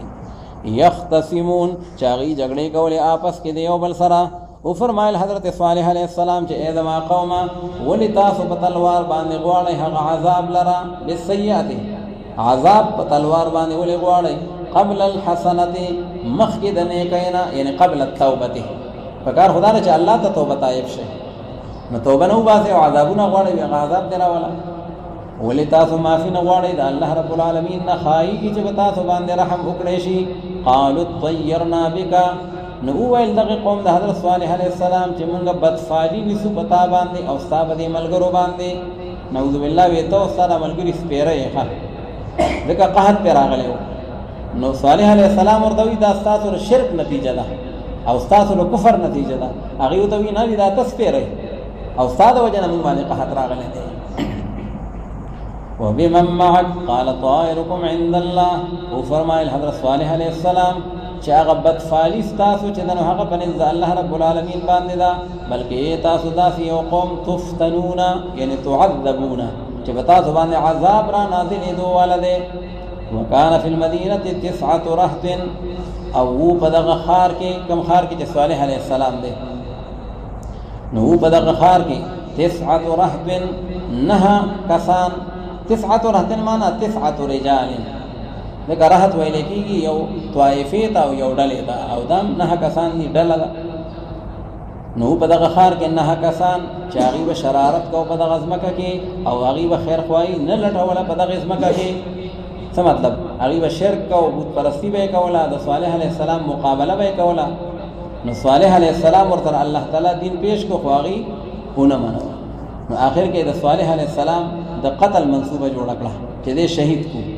او د شپې به پسې ورشو، او څنګه چې د پیغمبر علیه السلام خلاف منصوبه وه، نو د شپې به یې چې کوم دی نعوذ بالله شهید کو، او بیا به چې کوم دی نو مونږ دې وارثانو ته وایو چې یاره مونږ خبر نه یو. نو الله تعالی وی دوی دغه تدبیر جوړ کړو، او الله تعالی د صالح علیه السلام د نجات لپاره تدبیر جوړ کړو. نو صالح علیه السلام او ملګرو ته الله حکم وکړو چې تاسو نه هجرت وکړئ. نو هغوی هجرت وکړو، او په دې قوم باندې عذاب راغی، او عذاب یو صیحه وه، او ټول په هغې کې تباه و برباد شو. نو الله تعالی مصدقین او مکذبین په هر زمانه کې تیر شوي دي. یفسدون فی الارض ولا یصلحون قالوا تقاسموا بالله. وویل دغه مفسدینو او دغه اشرارو چې تاسو قسمونه وخورئ په الله رب العالمین سره، د خدای په نوم قسم وخورئ ښه چې خامخا د شپې به ورځو مونږ په حضرت صالح علیه السلام باندې لنبیتنه بیتوتت د شپې په وخت کې به پې اټیک کوو ښه، و اهله او دارنګ په هغه ملګرو د ده باندې چې کوم د اهل عیال دي او مسلمانان دي، دې لپاره چې مړی کو، او چې کله یې قتل کو نو بیا به مونږ وایو هغه وارثانو د ده ته لولیه لورثته، بیا به مونږ وایو هغه وارثانو د ده ته چې مونږ نو حاضر شوي هغه هلاکت د اهل د ده ته، چې کله دا خلک مړه کېدو مونږ اړو خبر هم نه یو، مونږ ته څه پته ده. وانا لصادقون ومکروا مکرا،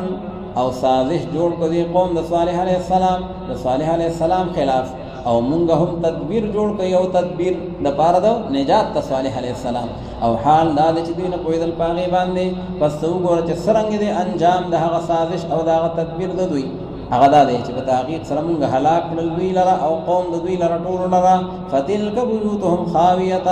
الله وی دغه دي کورونه د هغې چې کله تاسو د مکې مکرمې نه شام ته ځئ نو په لاره د صالح علیه السلام بستیانې راځي که نه د تبوک سره په خوا کې نو الله تعالی بیا د هغې نه عبرت واخلي دا د هغې هغه کورونه او کلي دي چې دا ارتاو شوي دي په سبب د هغه عمل چې دوی کوم ظلم او کفر کړی و بما ظلمو یعنې بما اشرکو په تحقیق سره په دې کې یو نښه د قدرت د الله رب العالمین د لپاره د هغې قوم چې هغې پوهېږي په دې باندې او نجات ورکړه مونږ هغې خلقو لره چې هغې ایمان راوړی او هغې چې هغې ځان بچ کړو د نافرمانۍ د الله رب العالمین نه ولوطا اذ قال لقومه الله تعالی فرمایي چې بل یو دلیل هم د مصدقین او د مکذبینو دپاره دلیل نقلی هغه د لوط علیه السلام د قوم په شکل کې تاسو وګورئ یعنې وارسلنا لوطا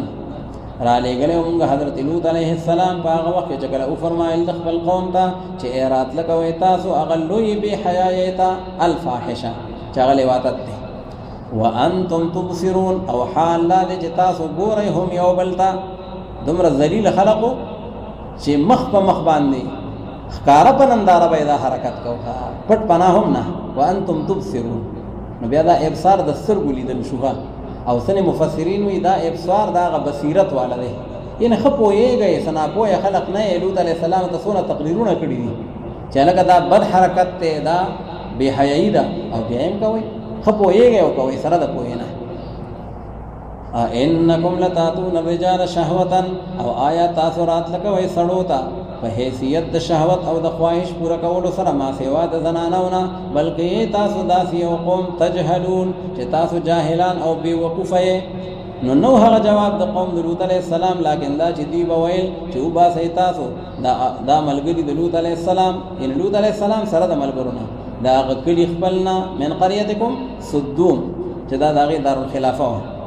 انهم اناس یتطهرون په تحقیق سره دوی داسې خلق دی چې ځان پاک پاک کوي یتطهرون باب تفاعل دی او باب تفاعل کې تکلف یې نعوذ بالله وی ځان نه راته شیخان جوړ کړي دي د دوی زموږ سره نه کیږي فانجیناه واهله نو پس نجات ورکړه مونږ حضرت لوط علیه السلام ته او هغه ملګرو د ده ته لیکن بیبي د ده هغه بیبي ته چې کوم دی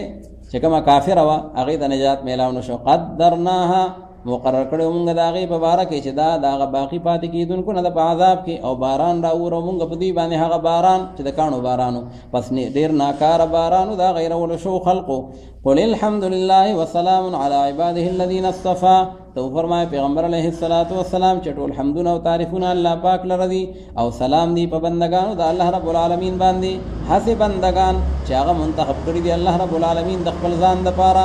آیا الله رب العالمین غوره دی اما یشرکون او کنه هغه چې دوی شریکوي سره د الله رب العالمین نه د یو الله عبادت ښه دی او کنه دا دوی کوم معبودان باطله هغه یې ګرځولي دي نو ښکاره ده چې د الله رب العالمین عبادت ښه دی ځکه چې هغه حقیقي معبود دی او دا باقي چې دي نو دا خو جعلي معبودان دي اوس چونکې صورت مکی دی او بنیادي دعوه د مکی صورتونه هغه دی توحید الهي نو د هغه توحید دپاره مختلف دلایل الله رب العالمین بیا ذکر کوي او فرمایي امن خلق السماوات والارض او کنه هغه ذات چې هغه پیدا کړی دی اسمانونو لره او د ځمکې لره او را نازل کړی دی ستاسو لپاره د طرف د اسمان نه اوبو د باران لره فانبتنا به حدائق ذات بهجه پس را زرغون کړی دی مونږ به دغه اوبو د باران سره هغه باغونو لره حدائق جمع د حدیقتون ده باغیچو ته وایي الله وایي دا ښکلې ښکلې باغیچې مې جوړې کړي دي او په هغې کې پل پول هغه هم لګولي دي ذات بهجة چې هغه خاوند د حسن دي ذات بهجة یعنې ذات حسن ډېر ښکلي ښکلي مزېدار باغونه او پټیم جوړ کړي دي الله وایي دا راته ووایې چې دا بارانونه او دا بیا باغ و بهار دا ټول چې کوم دی نو دا الله کړي دي او که دا بل چا کړي نو چې الله کړي دي نو بیا تاسو عبادت ولې د غیر الله کوئ ما کان لکم ان تنبتوا شجرها ندی مناسب او ندی ممکن ستاسو لپاره چې تاسو را زرغون کړئ هغه ونو د هغې لره الله وایي دا ټول انسانان که راغون شي یو ونه به را زرغونه نه کوي او ما دله بېشماره ونې زرغونې کړي دي اله مع الله بار بار قرآن حکیم دا سوال کوي آیا بل معبود شته سره د الله رب العالمین نه؟ لا نشته رها. موحد حقیقی او مؤمن حقیقی هغه به دا جواب ورکړي بلکې دوی یو قوم یعدلون چې دوی برابرۍ غیر الله د الله سره. یعدلون یسوون غیر الله بالله، غیر الله د الله سره برابرۍ. امن جعل الارض قرارا او کنه هغه ذات چې هغه ګرځولې د ځمکې لره سبب د ټیکاو، د ځمکې په ټیکاو کړی دا او بیا ګرځولې دی الله رب العالمین په منځونو د هغې کې نهرونو اولو لره او ګرځولې دی الله رب العالمین لها یعنی فیها حروف جاره یو بل په ځای راځي په دې ځمکه کې رواسیه یعنی جبال ثوابته مضبوط مضبوط غرونه او بیا ګرځولې دی الله تعالی په مین د هغه دوو دریابونو کې حاجزا یو پردې لره، یو خوږ دی بل تریخ دی، یو خړ دی بل شین دی. نو الله تعالی وی دا رنګونه او خوندونه دا چا مختلف کړي دي. هو یو قسم دی. الہ مع الله لا، بل معبود د الله سره شته نه، بلکې اکثر د دوی نه پوهېږي په دې باندې. اما یجیب المضطر او کنه څوک دی هغه ذات چې هغه خبره منظوري د هغه محتاج انسان. مضطر چې یو سړی بې کور او بې حاله دی او هغه الله تعالی سوچت کی یا الله زما دا پریشانی ختمه کړي، نو الله کې تاسو وایي د دې مضطرینو دا شکایات حل کوونکی کم ذات دی؟ صرف یو الله رب العالمین. نو څوک دی هغه ذات چې هغه خبره منظوره کړي د هغه مضطر او د هغه مجبوره سړي دپاره په هغه وخت کې چې کله دی وبلي الله رب العالمین لره او دی لري کې هغه عذاب لره ویکشف السوء، هغه کم عذاب او هغه کم مصیبت راغلی هغه ته نه لري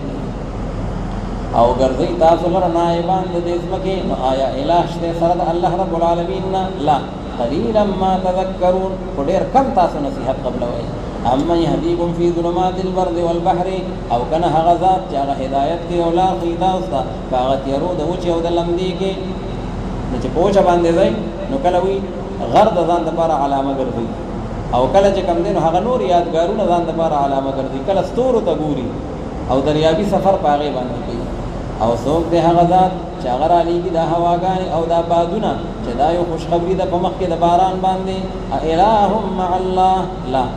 تعالی الله عما یشرکون، اوچت دی الله رب العالمین دا هغه څه نه چې دوی شریکوي سره د الله رب العالمین نه. او کنه هغه ذات چې هغه د اول نه پیدا کړي دي مخلوق لره او بیا به دوباره کړي دي مخلوق لره ثم یعیده بعد الموت. ومن یرزقکم من السماء والارض، او څوک دی هغه ذات چې روزي درکوي تاسو لره د اسمانونو او د ځمکې نه. الہ مع الله، آیا شته بل معبود سره د الله رب العالمین نه؟ لا. قل هاتوا برهانکم، تو فرمائے پیغمبر علیہ السلام چې پیش کوي تاسو هغه دلایل خپل لره من العقل والنقل. ما خو ته دونه دلایل پیش کړل الله تعالی وي که تاسو سره نقلی یا عقلی دلایل برهان وي دلیل قطعی ته نو الله وي تاسو پیش کړئ راوړئ تاسو هغه دلیل قطعی خپل کړئ تاسو رښتینی به خپل خبره کې نو نتیجه دا راوتله چې د کائنات داغي حاکم او مالک او متصرف بلا شرکت غیره هغه صرف یو الله دی. نو چې څنګه داغه سره په ذات کې څوک شریک نشته نو داغه سره په صفاتو کې څوک شریک نشته نو بیا علم غیب هم منحصر دی په ذات الهی کې. هیڅ څوک مخلوق به داغه سره په علم غیب کې نه شریک وي، ها نو جنات نه ملائک او نه اولیاء او نه انبیاء. قل لا يعلم من في السماوات والارض، تو فرمائے پیغمبر علیہ الصلوۃ والسلام چې ندي عالمان او نه پیژني هغه څوک چې هغه په اسمانونو کې دي او یا په ځمکه کې دي غیب خبرونو لرا الا الله، لكن صرف یو الله. نګور الله او الا نفي او اثبات او نفي اثبات چې کوم دی کراشي نو دا مفید د پاره د حسب نو ټیک دا بلا مغیبه الله رب العالمین پیغمبرانو ته حضور نبی کریم صلی الله علیه وسلم ته په وحی سره خودلی دي. پیغمبر صلی الله علیه وسلم فرمایي قرب قیامت کې ودا کیږي او دا بکیږي او دا بکیږي او دا بکیږي او بلا معجزې پیغمبر علیه السلام پیشنګویانې کړې وي. نو دغه اطلاع علی الغیب الله تعالی پیغمبرانو ته ورکوي او اولیاء ته هم ورکوي په کشف سره په الهام سره، خو د دې باوجود هغه عالم الغیب نه دی. دا اختلاف چې دی دا په دې ټکی کې دی عالم الغیب. نو موږ وایو چې عالم الغیب صرف یو الله دی، باقي مغیبات خو بلا شی الله رب العالمین پیغمبرانو او اولیاء ته بودلی دي. او علم محیط نه دی او داغي علم کلی نه دی او داغي علم ذاتی نه دی. وما يشعرون ايان يبعثون او دوی تدا پته نشتا چې کله به دوی پورته کېږي د خپل قبرونو. بل ادارک علمهم فی الاخره، بل ادارک بلکې رسیدلې ده، ادارک معنا وصل وتلاحق، بلکې رسیدلې ده هغه علم دوی او هغه پوهه دوی په بار د آخرت کې. الله تعالی وی داسې ده دې ته د آخرت او د هغې عذابونه هغه ورته معلوم شوي دي، نه داسې نه ده. بل هم فی شک منها، بلکې دوی په شک کې دي د دغه آخرت نه اړومني نه. بل هم منها عمون، بلکې دوی د آخرت نه بالکل لاندې دي، ځان لاندې کړی دی او هغې طرف ته وی توجه نشته. نو دا درې واړه عقاید چې کوم دي، توحید، رسالت او معاد، د هغې ورسره چې کوم دی نو هغه اثبات.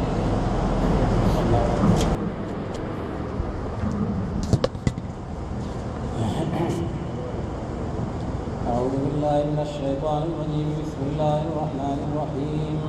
وقال الذين كفروا أئذا كنا ترابا وآباؤنا إنا لمخرجون.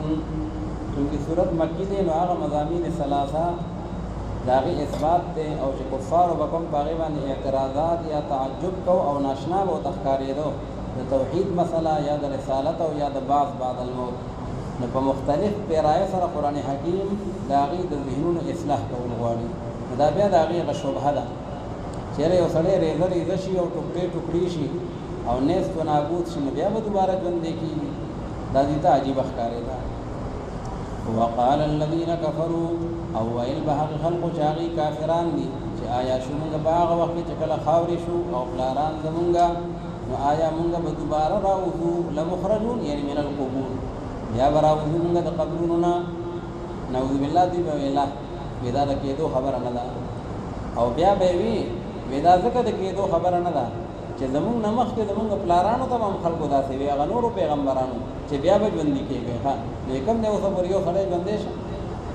لقد وعدنا هذا نحن، په تحقیق سره وعده کړې شوې وه دغه وعده د بعث بعد الموت مونږ سره او هغه پلارانو زمونږ سره چې پخوا د دې نه وو، خو یو سړی مونږ دوباره راتلونکې ونه لیده. نو یې پته ولګېدله چې ان هذا الا اساطیر الاولین، نه ده دا خبره کومه خبره دا مسله د بعث بعد الموت دا نه ده، لیکن دا د دروغو قصې د هغو ړومبنو خلقو دي. تو فرمایي پیغمبر علیه السلام چې وګرځېږئ تاسو په ځمکه کې نو بس وګورئ تاسو چې څرنګه دی انجام د مجرمانو عادیان سمودیان د هغې انجام وګورئ. ولا تحزن علیهم، دا اوس تسلي ده چې ته غم مه کوئ پیغمبر علیه السلام په دوی باندې، علیهم یعنې علی تکذیبهم، چې دا تا نه مني خیر دی غم یې مه کوه او مه کېږه په تنګۍ کې د هغې نه چې دوی تدبیر جوړوي هغې لره او وایي دا کافران او مشرکان چې کله به دا وعده د قیامت دا وعده او د بعث بعد الموت ته که چېرې تاسو رښتیني به دې خپله خبره کړي. تو فرمایي پیغمبر علیه السلام عسا ان یکون ردف لکم، چې امید دی چې وي ان یکون ردف لکم چې رانږدې شوی وي او را پیوست شوي په تاسو پورې بعض الذي تستعجلون، بعد هغه عذاب چې په تلوار باندې غواړئ تاسو هغې لره. الله وی دوه قسمه عذاب دی، یو پس د مرګ نه او یو په ژوندانه. هغه ژوندانه والا خو رانږدې شوی دی او بیا په بدر کې ټول کوتره شو کنه، او هغه کوم چې آخرت والا دی نو هغه په خپل ټایم باندې راځي. وان ربک لذو فضل، اوس دا عذاب چې نه راځي الله وی دام زما یو مهرباني ده، لیکن دا ظالمان دا غینه غلطه پیدا کړي.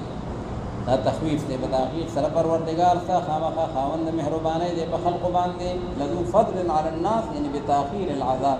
چې دا عذاب نه راولي، لیکن اکثر د دوی نه شکر نه ادا کوي د الله رب العالمین لپاره. او په تحقیق سره پروردګار ستا خامخا پیژني هغه څه چې پټوي هغې لره سینې د دوی او هغه چې ښکاره کوي دوی هغې لره. وما من غائبة فی السماء والارض، او نشته یو څیز چې هغه پټ دی یا په اسمانونو کې او یا په ځمکه کې، الا فی کتاب مبین، لیکن هغه موجود دی په هغه واضح کتاب کې چې هغه لوح محفوظ دی. تقدیر کې الله تعالی هغه لیکلی دی، الله تعالی نه څه پټ پناه نشته. او په تحقیق سره دا قرآن پاک چې دی بیانوي بني اسرائیل ته اکثر الذي هم فيه يختلفون، اکثر هغه واقعات چې دوی په هغې کې اختلاف کوونکي دي، کم واقعات کم عقاید، نو قرآن حکیم د هغې بیان کوي. او په تحقیق سره دا قرآن پاک چې دی نو دا د هدایت کتاب دی او دا رحمت دی دپاره د ایماندارو مسلمانانو او په تحقیق سره پروردګار ستا فیصله وکړي په منځ د دوی کې بحکمه د هغه خپلې فیصلې مطابق یعنې بعلمه د خپل علم مطابق او الله رب العالمین غالب دی او عالم دی په هر یو شی باندې فتوکل علی الله پس ته اعتماد او بروسه کوئ پیغمبر علیه السلام په الله پاک باندې او په تحقیق سره ته چې علی الحق المبین په هغه واضح حق باندې ولاړې دا ستا چې کوم شهرا ده صراط مستقیم دی نو دا هغه حق شهرا ده دوی په غلطه دي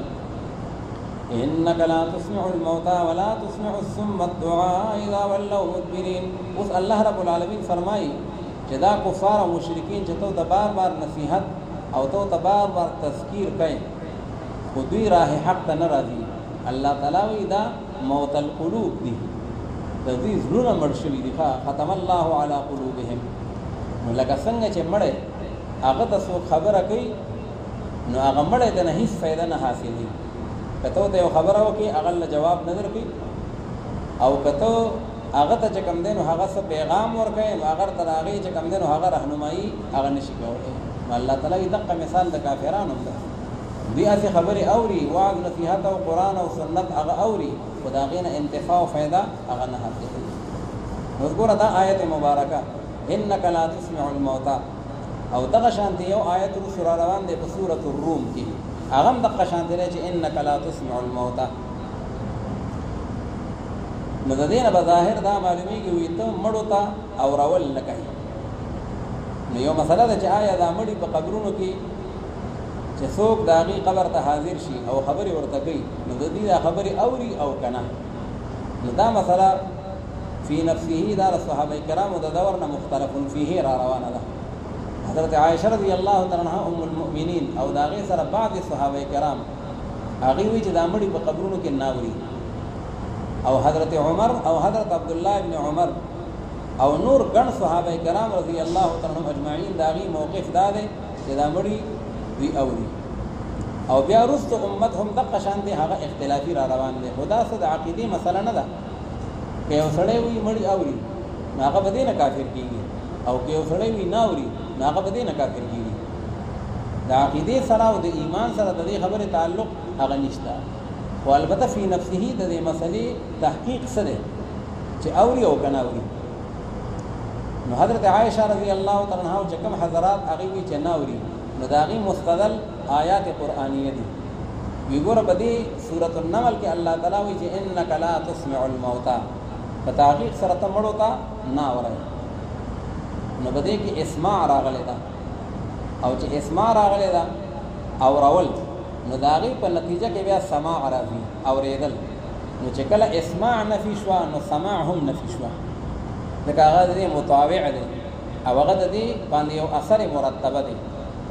او بل په سورة فاطر کې الله تعالی فرمایي وما انت بمسمع من فی القبور او ته نه اورونکې ای پیغمبر علیه السلام هغه چا ته څوک په قبرونو کې دي نو هغې د دې آیات قرآنیو د وجې نه د عدم سماع قایل دي لیکن جمهور علما او جمهور امت هغه د دې قایل دی چې یاره دا مړي اوري اوس چې اوري نو د هغې دپاره دلایل څه دي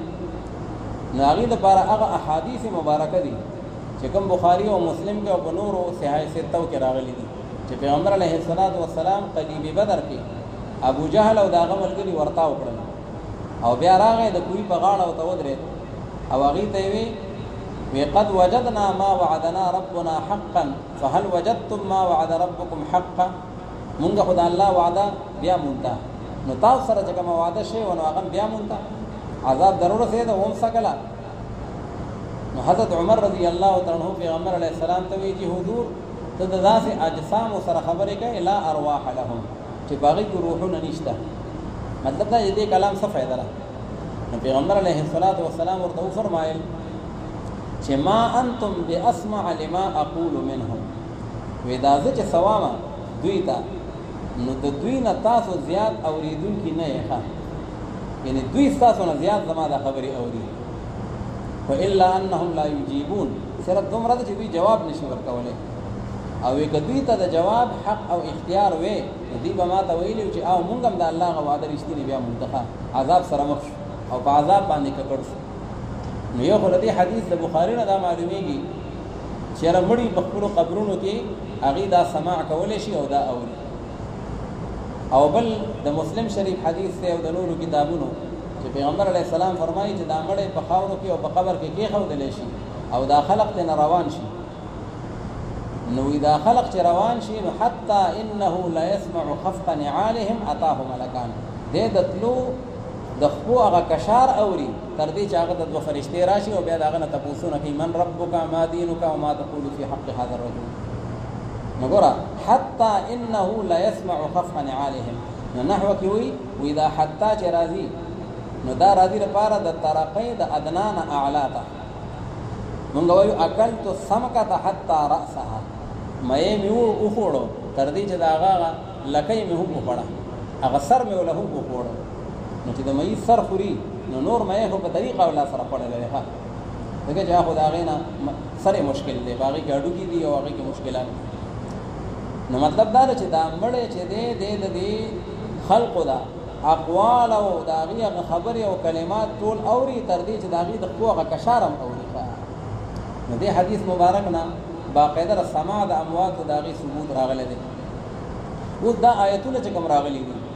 او حضرت عائشہ رضی الله تعالی عنها د دینه استدلال کوي، نو جمهور امت د دینه جوابونه کوي. هغه وی چې دا آیتونه چې کوم راغلي بده کې نفي د سماع نشته، بده کې نفي د اسماع ده. الله پیغمبر علیه السلام ته وی ته نه اورای، نو ټیک ده کنه الله اوري نو الله اورولې شي. لکه څنګه چې الله تعالی پیغمبر علیه السلام ته وی انک لا تهدی من احببت ولكن الله يهدي من يشاء. نو پیغمبر علیه السلام ته وی هدایت ستا په اختیار کې نه دی او که الله چاته هدایت کړي نو الله خو د هدایت کولی شي. نو دغه رنګه سما د امواتو د پیغمبر علیه السلام په اختیار کې نه ده چې ته ورته واورئ او که الله رب العالمین ورته اوري نو د هغې اثبات چونکې په احادیثو مبارکو کې راغلی دی نو د دې وجه نه چې کوم دی نو عام امت د هغې هغه قایله دی. او بله دا ده چې دې ده کې الله رب العالمین بار بار قرآن شریف کې دا فرمایي چې انک لا تسمع الموتى، نو د دې نه مراد دی موت القلوب، موت القبور نه، موت القلوب هغه خلق چې د هغې زړونه مړه شوي دي چې هغه کفار دي. ختم الله علی قلوبهم ولدي. نو که هر څونه په هغې باندې ته محنت کوې خو مطلب دا چې هغې هدایت طرف ته نه راځي. نو ګوره الله رب العالمین د دغې کفارو تشبیح ورکړې ده د مړو سره. نو لږ په ځان پوهه کوي کفار مشرکین ختم الله علی قلوبهم والا چې دي دا مشبه ده او دا مړي چې دي نو دا مشبه به ده. نو وجه د شبه څه شی دی؟ نو وجه د شبه ګوره عدم سماع نه ده، ځکه وجه د شبه په مشبه کې موجود دی په مشبه به کې موجود دی. زید کالاسد، نو شجاعت به التمی شجاعت به التمی، خو دومره ده چې شجاعت د اسد زیات دی د شجاعت د زید نه. نو که چېرې د کفارو تشبیه ورکړی وی د دغې چې کوم دی نو مړو سره او دا په عدم سماع کې نو بیا خو تشبیه خطا شوه، ځکه چې مړي مثال په طور نه اوري او کفار خو اوري، هغوی غټ غټ غوږونه دي. ابو جهل خو د پیغمبر علیه السلام چې ژوندی و نو ټولې خبرې اورېدې، مناظرې ورسره کولې او مباحثې ورسره کولې، نو بیا خو تشبیه خطا شوه. نو پته ولګېدله چې تشبیه په عدم سماع کې نه ده، تشبیه په عدم سماع نافعه کې ده. لکه څنګه چې د مړو اورېدل هغې ته نافع نه دي ښه، نو د دې کفارو چې کوم ختم الله علی قلوبهم والدي د دوی سماع هم نافع نه ده. هسې اوري خو بس ایمان نه راوړي، هدایت چې کوم دی نو په هغې په لار باندې نه راځي، نو هله به دا تشبیه بیا کامله ګرځي. او بعد خلق وی یاره امام ابو حنیفه رحمت الله علیه د سما د اموات قائل نه دی، هغه وی چې مړي نه اوري. نو دا هم مولا القاری رحمت الله علیه فرمایي وی دا افترا ده په امام ابو حنیفه رحمت الله علیه باندې. امام ابو حنیفه سے یو خبره کړې ده او دوی د هغې نه دا نتیجه را وښکلې ده یاره مړي نه اوري. خبره هغه دا کړې ده یو سړي قسم وکړ والله لا یکلم فلانا، قسم دی فلان کې سره به خبرې نه کوم. نو فکلمه بعد ما مات، په جمدانۍ سره خبرې ونه کړې، خو چې کله مړ شو نو بیا سره په مړینې خبرې وکړې وه زما فلان کې اخر لاړې که نه، ما خو قسمونه خوړلي وو خو اوس یې سره خبرې په مړینې باندې وکړې. نو امام ابو حنیفه رحمت الله علیه لا یحنسو، وی دا سړی حانس نه دی قسم مات نشغه نو بعد خلق وی ځکه حانس نشو چې لانه لا يسمعون امام سے خدا نه دی فرمایلی داغي بنیاد دا نه دی چې لانه لا يسمع داغي بنیاد دا دی چې لان مبنى الايمان على العرف دار مدار د قسمونو په عرف باندې دی او په عرف کې دې ته کلام نه وي ښه په عرف کې چې څوک مړي سره خبرې کوي نو دې ته خبرې نه وي خبرې خو هغه زه خبره کوم تبا داغي مقابل خبره کوي دا سوال کوم تبا جواب کوي او تبا سوال کوي زه جواب کوم او مړې هغه داسې خبرې نشي کولای نو په عرف کې دې ته خبرې نه وي لکه څنګه چې امام ابو حنیفه رحمۃ اللہ علیہ سړی قسم وکړي چې والله لا آکل لحما قسم دې زه غوښه نه خورم او بیا ولګي دا دې چې کوم دنو هغه د مې غوښه یو پړله یا والله لا یاکل راسا سر بنه خورم او بیا د چنچنې سر وکړم نو لا يحنس ځکه چې په عرف کې دې ته سر نه ویل کېږي سرونه هغه دي چې په بازار کې خرڅېږي او په تنورونو کې ورتېږي نو بهرحال هغه ځان له مسله ده نو جمهور امت چې کوم دین هغه دې خبره قائله دي اغي چې دا کوم الله رب العالمین فرمای انک لا تسمع الموتى نو دا موت القلوب د دین مراد دي چې هغه کفار او مشرکین دي دیو جن حافظ جلال الدین سیوطی رحمه الله چې لوی محدث ته او مفسر دی او صاحب جلالین دی هغه فرمایي او شان ورشا کشمیری رحمت الله علیه داغه چې کوم نه دادو شعرونه را نقل کړی دي وی سماع موتى كلام الناس قاطبه قد صح فيها لنا الآثار بالكتب وآية النفي معناها سماع هدى لا يسمعون ولا يقبلون للأدب سماع موتى كلام الناس قاطبة ويطول أمت تقريبا بدي قائلة دي چمڑی أوري او بدي کې موږ ډېر آثار او ډېر روایت ویغه موږ ته مخې تراغلي دي او کوم ځای کې قرآن پاک کې راغلي دي چې لا تسمع الموتى نو وی آیت النفی دا آیت د نفی دی ښه وی آیت د نفی چې دی باغې ځان پوهه کا معناها سماع هدن د دې معنا دا ده چې د هدایت اوریدل نکړي څه مطلب نه غلار ته نه راځي کافران چې دي اسی اوري خو عمل به نه کوي لا يسمعون ولا يقبلون للادب نو بهرحال دا چې کوم دی په دې باندې حافظ جلال الدین سیوطی رحمت الله علیه بیا کتاب لیکل دی شفاء الصدور في احوال الموتى والبرزخ والقبور او بیا مولانا سرفراز خان صدر سے هم دې باندې کتاب لیکل دی تسکین الصدور في احوال الموتى والبرزخ والقبور او بل کتاب لیکل دی سماع الموتى هغه کې دا ټول مسله مفصله هغه نقل کړی دا خدا مسله دا څنګه ده چې په دې باندې یا یو طرف ته څوک کافر وي یا او ته بيدینه وي یا بل طرف ته څوک کافر یا بيدینه وي بس د صحابه کرامو د دور نه اختلافي مسله روانه ده خو یو خبره بیا ساتي مولانا رشید احمد گنگوہی رحمه الله چې ابو حنیفه وخت هغه ته ویل کیږي او فتاوا رشیدیه او ډیر کتابونه لیکلي دي هغه فرمایي چې اختلاف په سما د موتاو کې شته خو غیر الانبیاء ما سوا د پیغمبرانو نه د پیغمبرانو په سما کې هیڅ اختلاف نه کړي نو د نبی کریم صلی الله علیه وسلم اوریدل په خپل قبر مبارک کې وی په دې باندې ټول امت متفق دي په دې کې اختلاف نه کړي د عام او اموات مبارک اختلاف دي سو کوئی اوري او سو کوئی نه اوري خدا د کفر او د اسلام جنگ نه دی دا یو اختلاف رائے ده او نه په یو طرف باندې سو کافر کیږي او نه په بل طرف باندې سو کافر کیږي نو الله رب العالمین فرمایي انك لا تسمع الموتى ولا تسمع الصم الدعاء بتحقیق سره تناور اے نبی کریم صلی الله علیه وسلم مروتا او تناور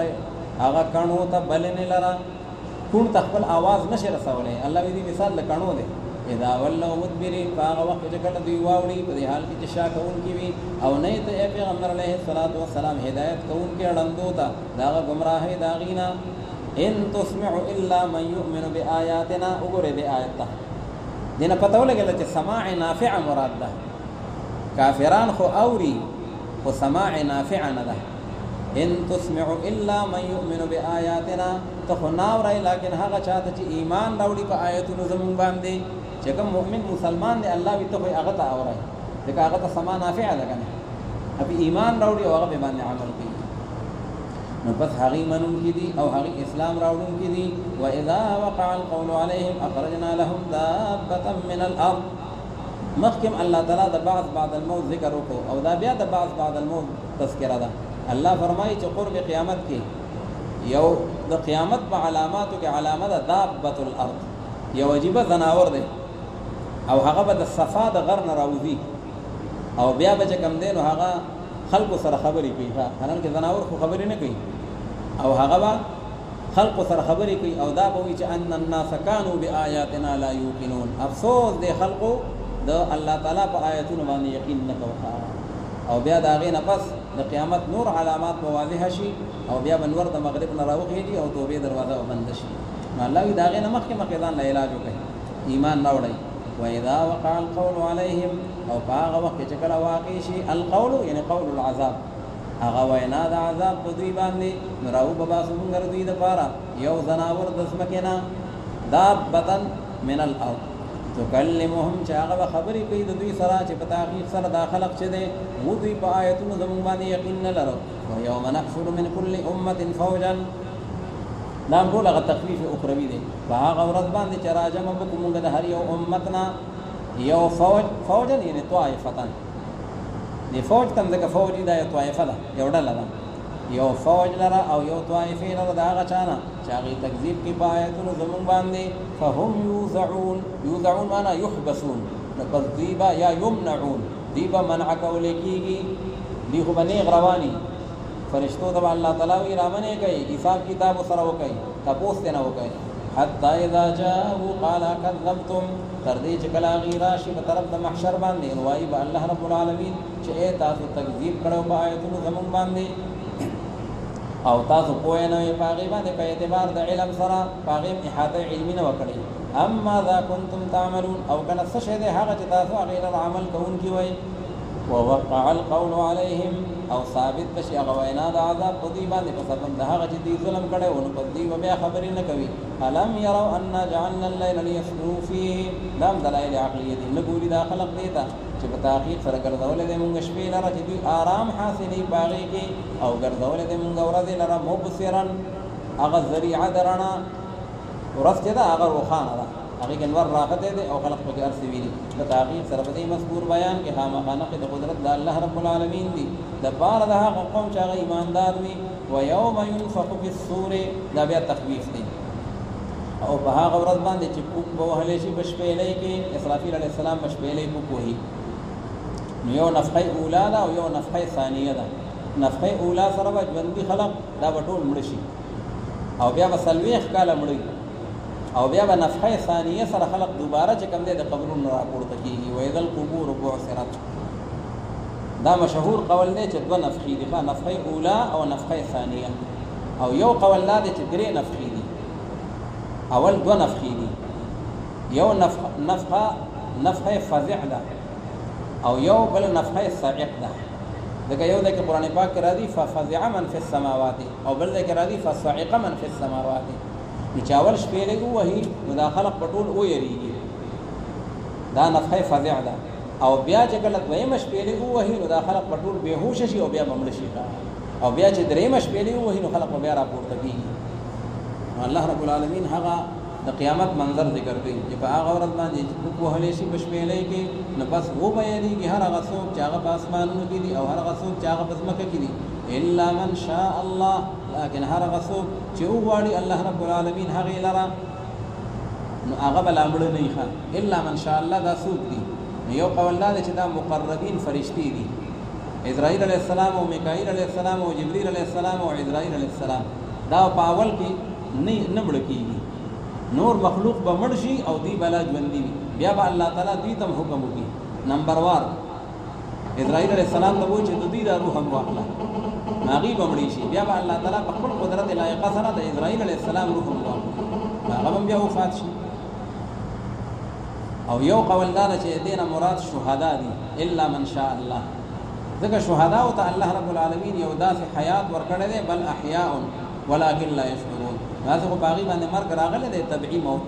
خو هغه کوم حیات چې الله تعالی ورکړی ځکه یې مستثنا کړی. وكل اتوه داخرين او هر یو د دوینا راضی به الله رب العالمین ته په دې حال کې چې دی عاجزی کوونکی الله رب العالمین ته او ګوري به مخاطب دی غرور لرا تحسبها جامدتن چې تب ګمان کوي باغې باندې چې دا ګینه ولاړ دی جامدتن جامد شي هغه دوی چې بځای باندې کلکی واقفي دا غرونه به دا ښکاری لکه تب دا ګینه ولاړ دی حالانکه دا به ولاړ نه وهي تمر مر السحاب او حال دا چې دا به ګرځي په شان د ګرځېدو د وریځې تمر یعنی کمر السحاب لکه څنګه چې وریځ چورلی او ګرځي نو دا غرونه به هم دغه شان روان شي او بیا به ریزه ریزه شي صنع الله الذي اتقن كل شيء چې دا عمل د الله رب العالمین دی ان دې سره بداکار الله پاک داسې کړی دا عمل د الله رب العالمین دی چې هغه محکم کړی دی هر یو شی لرا انه خبير بما تفعلون من جاء بالحسنه فله خير منها دا بشارتونه دي هرغه څوک چې راتلو کې بنې کوي سره کلمه توحید ویل دا او داغه مطابق اعمال کوي نو در پر ډیر بهترین دی په سبب داغي باندې کلی بدلا وهم من فزع او دی بد غبراهټ تدق ورذنا امنون په امن باندې دیو په یره کې نه او هرغه څوک چې هغه رات لکړي په بدای سره بالسیئات یعنی بالشرک نو فكبت وجوههم في النار نسکور بکړې شي مخونه د دې په اور د جهنم کې الله به اولټه جهنم ته ورته وي هل تجزون یعنی وقال لهم فرشتي به ورته وایي چې بدل نظر کولې کېږي تاسو لکه دا هغه چې عمل کوي تاسو هغه لرا انما امرت ان اعبد دا خلاصه صورت ده ټول سورۃ النمل خلاصه ودا ده چې عبادت د یو الله کوي ښا توحید عقیده د رسالت او دارنګ د بعد الموت هغه قائل شي او د الله نه ما سوا د بل چا بندگی مکوئ د تحقیق سره خبره ده بل نه ده چې ما ته حکم کړی شوی دی چې د عبادت کوم د پروردگار د دغه خاری نه مراد مکه مکرمه ده دغه صورت مکی ده نو د دې مکی چې کوم مالک دی دا چې چا پیدا کړی د الله رب العالمین الذي حرمها هسي پروردگار چې هغه محترم ګرځولې د دې مکی مکرمه لرا دا غي ښکار څوک نشي کولای دا غي چې کوم دینو قتل به څوک نشي کولای وینه به څوک نشي تویولای واخه دا غي څوک نشي ریولای دا ټول احترامات او خاص د الله رب العالمین لپاره هر یو شی دی او ما ته حکم کړی شوی دی چې شمزو دا حکم منونکونه وان اتلو القران او ما ته خدا حکم کړی شوی دی چې دا لولما قران شریف لرا پیغمبر علیه السلام ته وی ته دا وایا ما ته الله دا آرډر کړی چې بس قران لولا او دا خلق ته بیانوا دا اثبات تر رسالت دی بس هر غسو چې هدایت کا بیا مومي نو بس په تحقیق سره فإنما يهتدي لنفسه ومن ضل فقل انما انا من المنذرين لما کاذا دې تاسو به يروم او دو فرمای پیغمبر علیه السلام چې ټول حمدونه او تعریفونه الله پاک لري او زرد چې خای تاسو الله تعالی هغه نشانه د قدرت خپل پس تاسو او په جنې هغه لرا فتعرفونها وما ربك بغافل عما تعملون بسم الله الرحمن الرحيم طاسيم تلك آيات الكتاب المبين